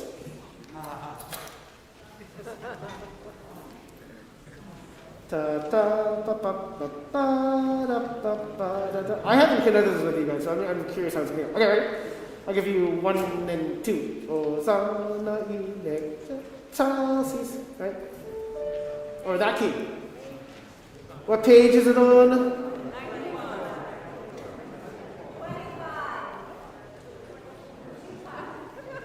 So confused. I heard somebody say 91.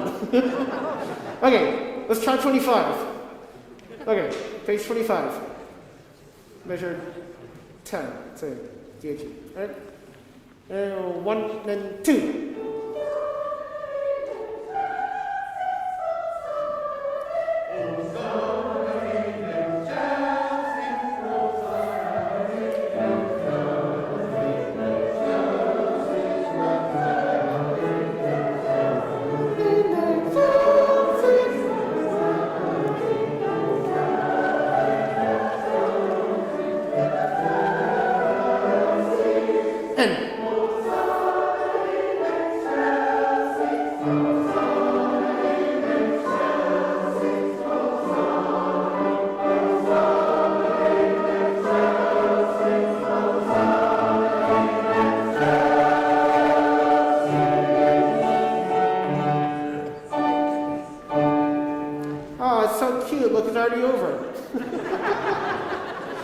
Okay, so the key things, Hosanna in excelsis, right?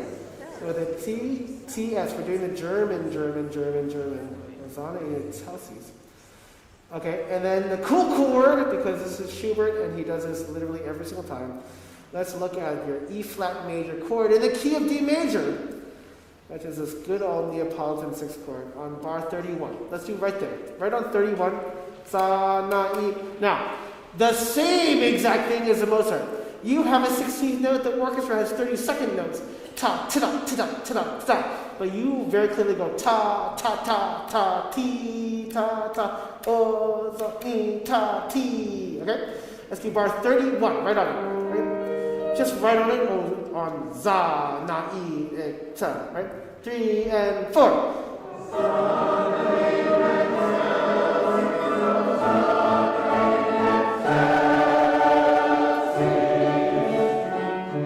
Good. Let's just do chorus alone, E flat major. Oh, look at that parallel writing. Well, it's not that bad. It's in 6, right? 3 and 4. Sorry. But singing through 31, sing exactly what we have 31 to the end. Ready? Ready? 3 and 4.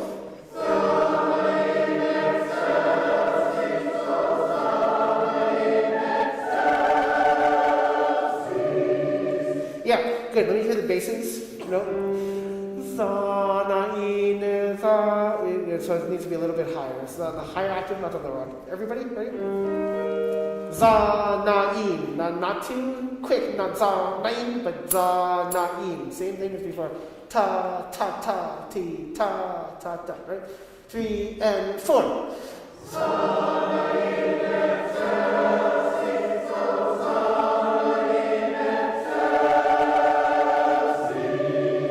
Yeah, this time with Paul, but I want you to sing the same exact thing and try to ignore all his galloping, right? 3 and 4.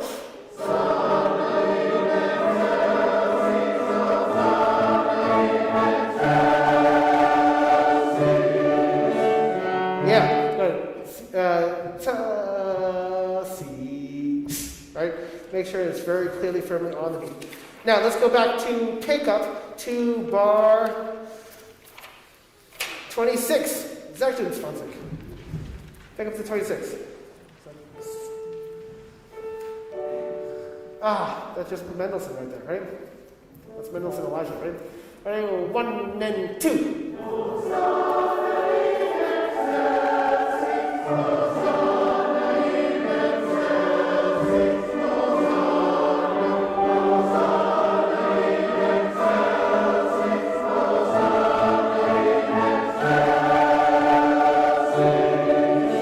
Good. Yeah, that's good. Now, the same thing here happens. Oh, za, na, in. Za, na, in. Remember that the orchestra is playing different rhythms, so you can't get trapped into singing it faster. Oh, za, na, in. Za, na, in. Everybody say za, na, in. N. Za, na, in. That's exactly. Now sing. Excuse me. Oh, za, na, in. Ready? 1 and 2. Oh, za, na, in. Yeah. Right? Let's just do that with the pitches this time. Yeah, sorry. Yeah, right? 1 and 2. Almost. Yeah. I still get oh, za, nine, ta, ta, ta. Right? This is pick up to bar 26. 56, right? 1 and 2.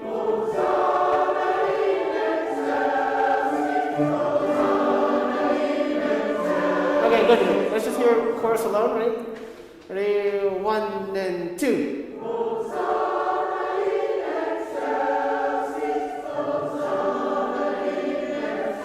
Yeah, that's good. That's it. Now can you go Hosanna in excelsis, right? Nice, clear beats, right? With Paul this time. Pick up to 26, ready? 1 and 2.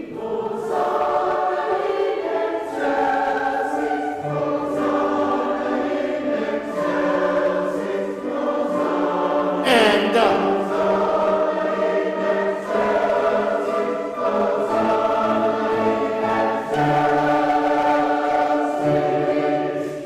excellent, that's great.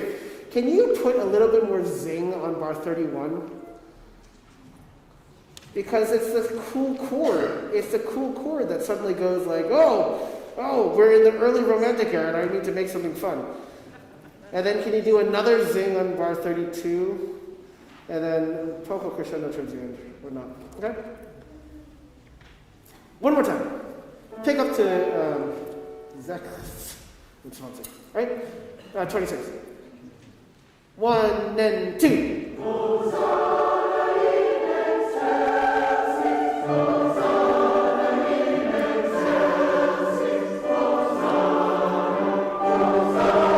Nice. Hosanna.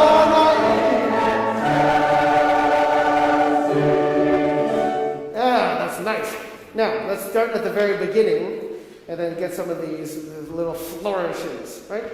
This is pick up to bar 10. These, right? 1 and 2.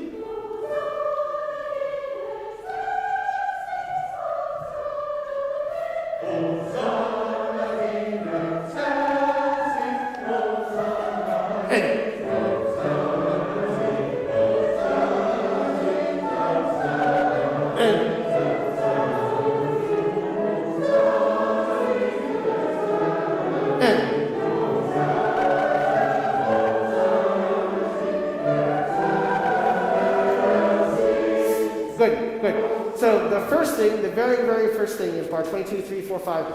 25. 25 needs to be a short note. Ta, ha, ha, ha, si, ta, ti, not si. It's an only an eighth note, so it needs to be a little bit shorter. Can you sing bar 22, 3, 4? Bar 24, ta, ha, ha, ha, si, right? Ready? Just those. Oh, that's cool. Ready? 1 and 2. Yeah. You're just singing eighth notes the entire time anyway. Just make it one more sort of sound in the time. Ready? 3 and 4 and. Yeah, look at that. It's very, very simple. Now basses. Your entrance is very low, but it should be very strong on your first fugal entrance because there's a fugue. You want to hear all 4 voice parts. Alto is the same thing. I think on bar 19 on your entrance, as much as you can punch out o za na I ne cha ta sis, you want to make sure that you hear the entrance as clear as you can. Let me hear only sopranos, right? From the beginning. Only sopranos, tenors don't come in. 1 and 2.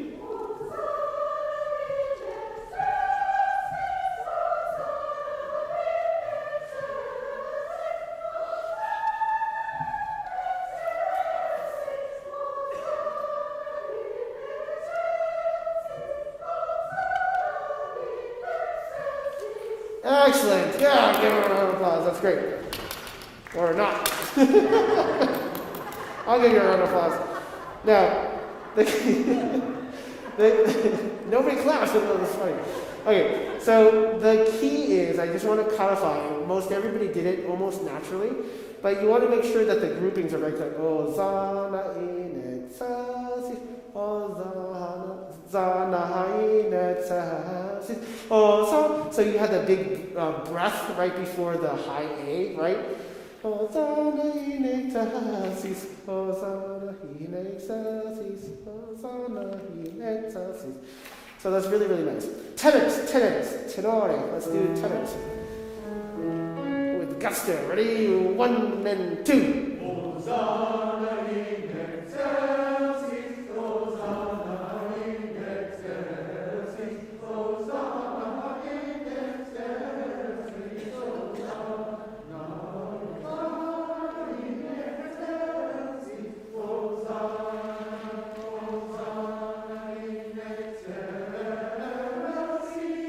Yeah, excellent last note too. That's really great. So that's great. So the keys are those really weird ones, right?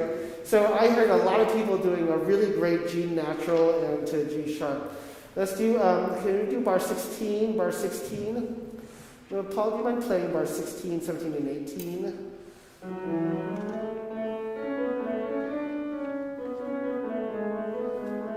So the problem is that 16 is different than 17, but then 18 is kind of like both of them put together, or 2 of them put together. So let's do this a little bit slower. Bar 16, ta da da da da, right? F sharp. Okay, I just want you to sa ha ha ha si. That's it. Ready? 1 and 2. Now let's do the next one. Oh sa ha ha ha na ha hin. Ready? 1 and 2. Oh sa ha na ha hin. Yeah. Okay, just like oh sa na ha hi. Ready? 1 and 2. Oh sa na ha hi. Right, very good. Now the next note is a C sharp, not a C natural. So a lot of you, most of you, were singing that slightly incorrectly. Oh sa na ha hi. sa, si, so, sa, si, sa, si, so, sa, right? So you need to make sure that that C sharp is circled. Let's do the first two together. F sharp. Sa, si, so, sa, na, sa, right? First two together. Sa, si, sa, wait, am I singing right? That's right. La, la, sa, si, do, right? 3 and 4 and.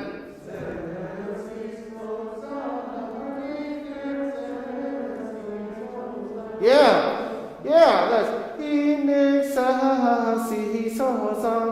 So what we want to hear is very clearly the syllables.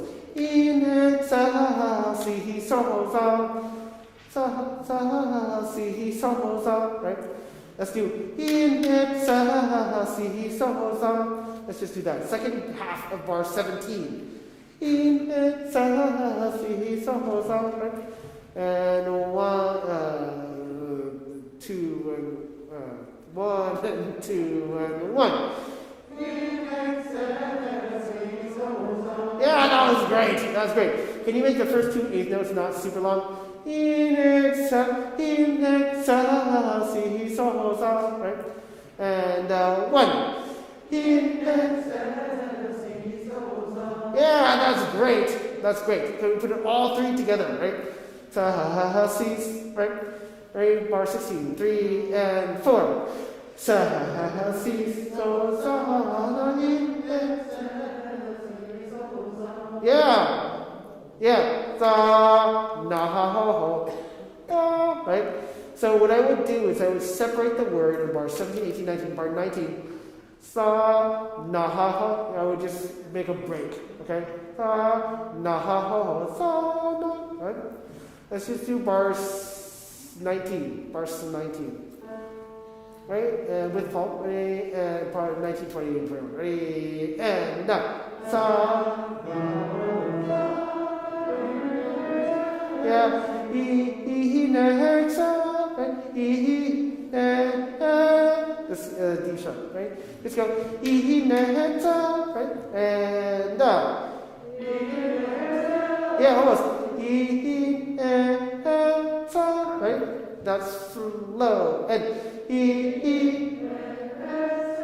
That's it. Great. Go. Sa, na, he, na, sa. Right? And yeah. And I would do the same thing. I would put a tiny lift after the long one. Sa, na, he, na, sa. All it does is lighten up everything. Let's do basics. Sometimes that's really, really great. Basics. Your entrance. Right? 1 and 2. Hosanna in excelsis, Hosanna in excelsis, Hosanna in excelsis, Hosanna in excelsis, Yeah, that was great. That was great. Every single time you sing the original thing, Hosanna in you sing, you have the correct pronunciation. And then all the other times, you go Chelsea. You switch to Italian. So just make sure that downbeat of bar 19, bar 21, that you're singing the Celsius, right? Altos, alte.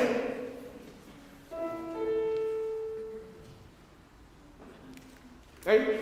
1 and 2.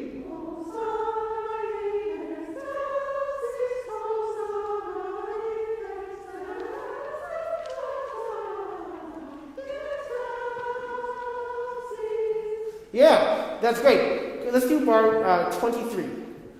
Za ha ha ha na in it da sees right. Za ha ha ha na. That's right. It's almost like you're laughing. 3 and it's not 3 and 4. It's 1 and 2. Yeah. Yeah. Good. Let's do it. Let's do it a cappella for a second. Ready? 1 and 2. Yeah.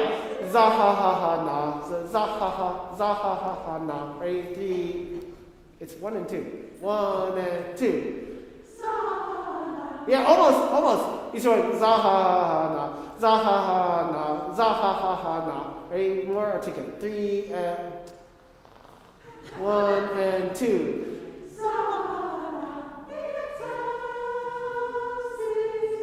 Yeah, C's, right? Just make sure that the last one is that short note that we talked about. Now, let's do bar 22. Can you play for them?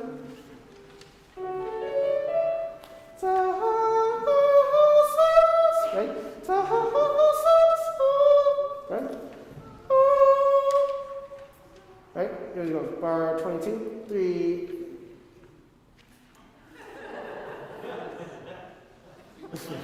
One, no, seriously. 1 and 2. And yeah. Let's use that song. 8 and up. But see, you conceptually right. I hear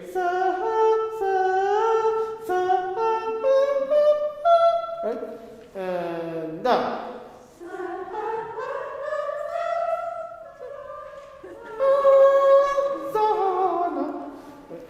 So the O to me is out of blue. I think of it. Not connected.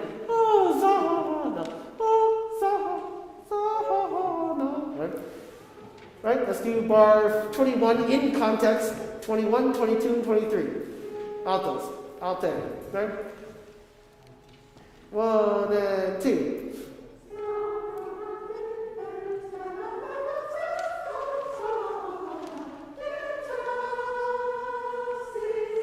Yeah. Cis. Right? Make sure they're sharp. That's excellent. Everybody from the beginning. 10.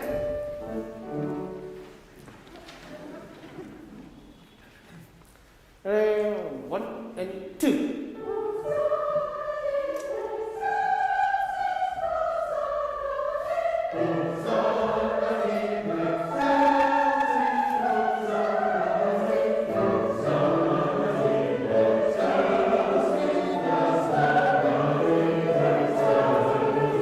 Good. Altos, nice.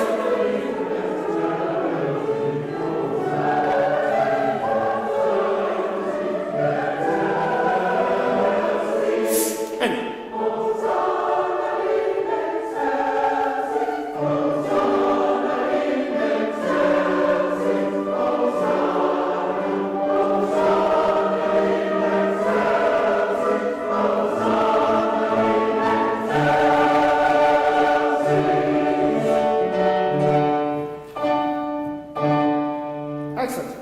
You know what it is? The pickup sounds a little weird. I think that you're swinging into the pickup and it needs to be shorter. It needs to be a little bit perkier rather than sort of swinging.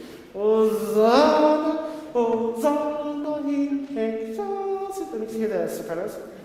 Okay. So, do, beginning. Ready? 1 and 2. Yeah, almost.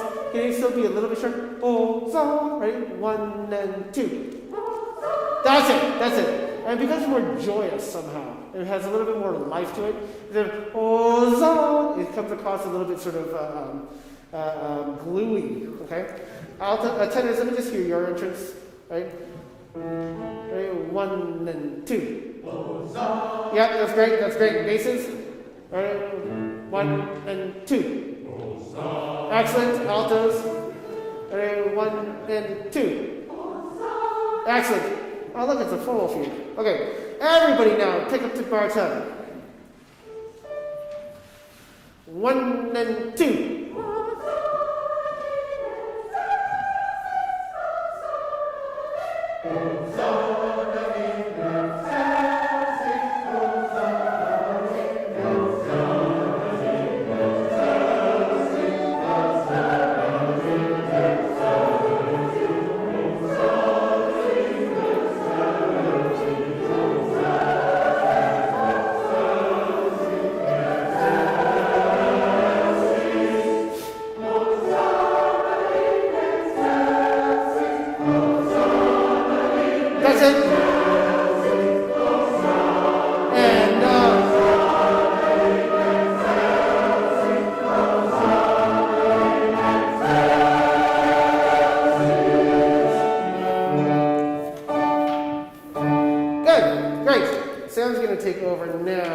I forgot that we ended at 9:30 instead of 10. Sam! We're going to do this again, but faster. Oh yeah. Sam wants to see if Sam and I like. She's like, oh, they can do it faster. Yeah, we should do it faster. Okay.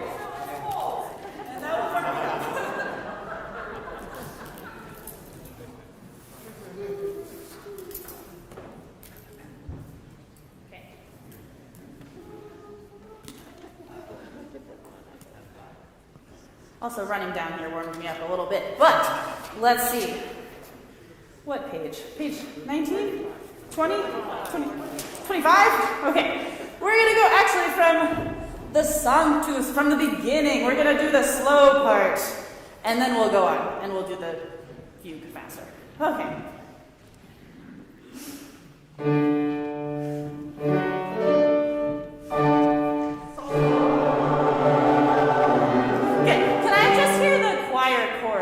Fortissimo.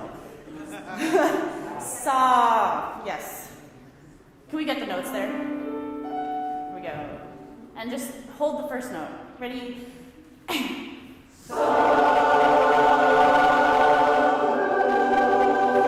good. And we're going to go to that resolution. So we open on this really dissonant chord, and we're going to go towards the consonants. Once again, just the choir, that first chord. Can we get the notes again? Ready?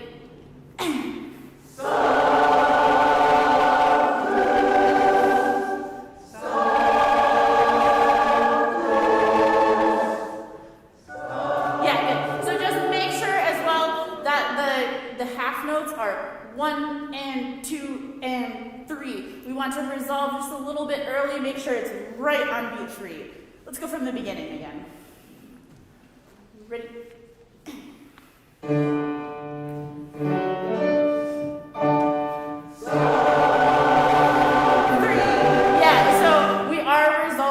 Early. 1 and 2 and 3. Dum, ba, bum, ba, bum. Just make sure that 8th note pulse is really strong, that you're really feeling that. Once again. Ready? 4 and 1 and 2 and 3. 1 and 2 and 3. I think the pickups from the trills are a little bit early, actually. Just rushing a little bit. Let's go right on beat 2. Measure 2, sorry. Measure 2. Ready?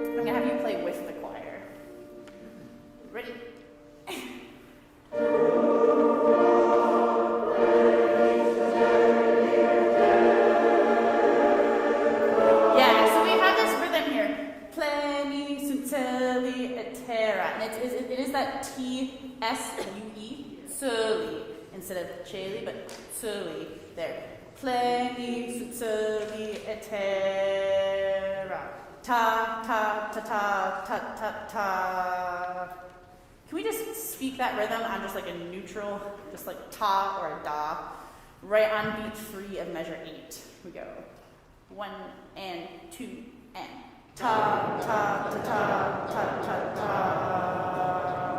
ta ta. Very long half note. Once again, let's just speak the rhythm. 1 and 2 and ta ta ta ta ta ta. 1 and 2 and 3. Good. Can we speak it with the text now? Same place. 1 and 2 and pleni, centuri, et terra. Good. Let's go ahead and sing right on that spot. 1 and 2 and.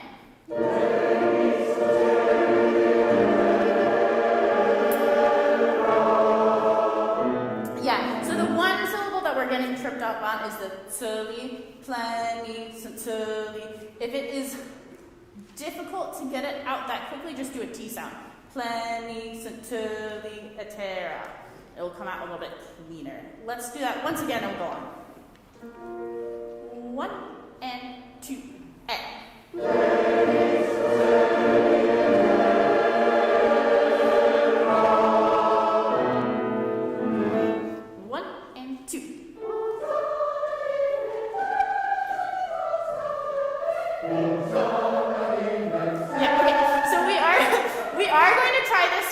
Up to tempo.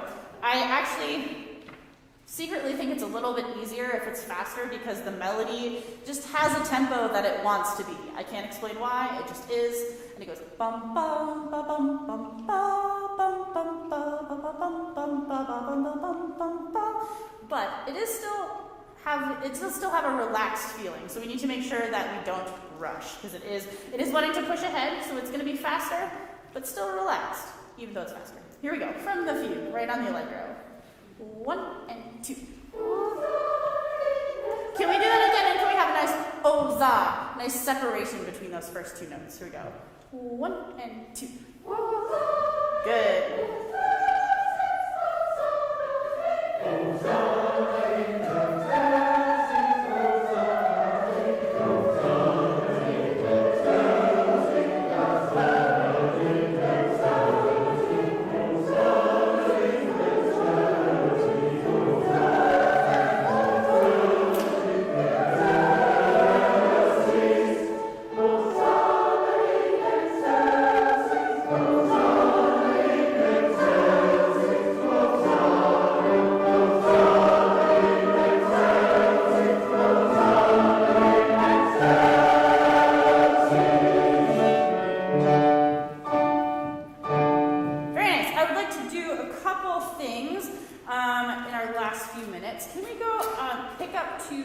Measure 27, and when the basses come in at pick up to measure 28, really nice strong presence from the basses as you kind of change the texture here a little bit. Pick up to 27. 1 and 2. Pick up to 26. Is that where 4 or 5? Pick up to 26. I'm sorry. Pick up to 26. 1 and 2.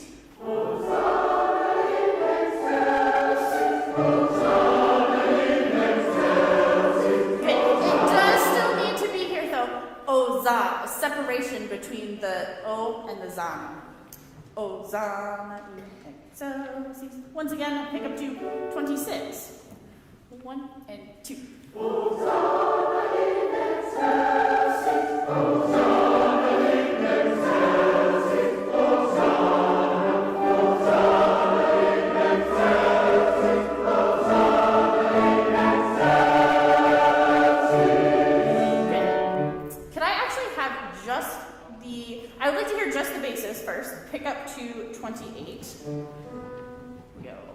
1 and 2. Yeah, good. Even more, the pickup can be stronger. Bum ba for 1. Bum ba ba ba. Once again. 1 and 2. Hosanna in excelsis. Hosanna. Hosanna in excelsis. Hosanna in excelsis. Good. And as you go up from G to G sharp to A, you can get a little louder on each note. Let's back up once again to pick up to 26. And I would like to hear just the choir, actually without the piano. But if you go ahead and use the pitches. Here we go. I'm looking for very clean rhythm here. 1 and 2. Hosanna in excelsis. Hosanna in excelsis. Hosanna. Hosanna in excelsis. Hosanna in excelsis. Good. So our they're just tending to rush a little bit. So the 16th note is not quite as short or as late in the beat as you think it is. Ta, ta, ta, ta, ta, ta, ta. Can we all just speak that rhythm? 1 and 2. Ta, ta, ta, ta, ta, ta, ta, ta. Yeah, good. So even though we're faster, that rhythm needs to still be very deliberate and clean. Once again, let's just speak the rhythm. 1 and 2. Ta, ta, ta, ta, ta, ta, ta. Good. Can everyone now please look at measure 29, measure 30. There is a crescendo written there. That crescendo goes all the way to the downbeat of measure 34. So let's go back to pick up to 26 and let's incorporate that crescendo now. Okay, with the piano, here we go. 1 and 2.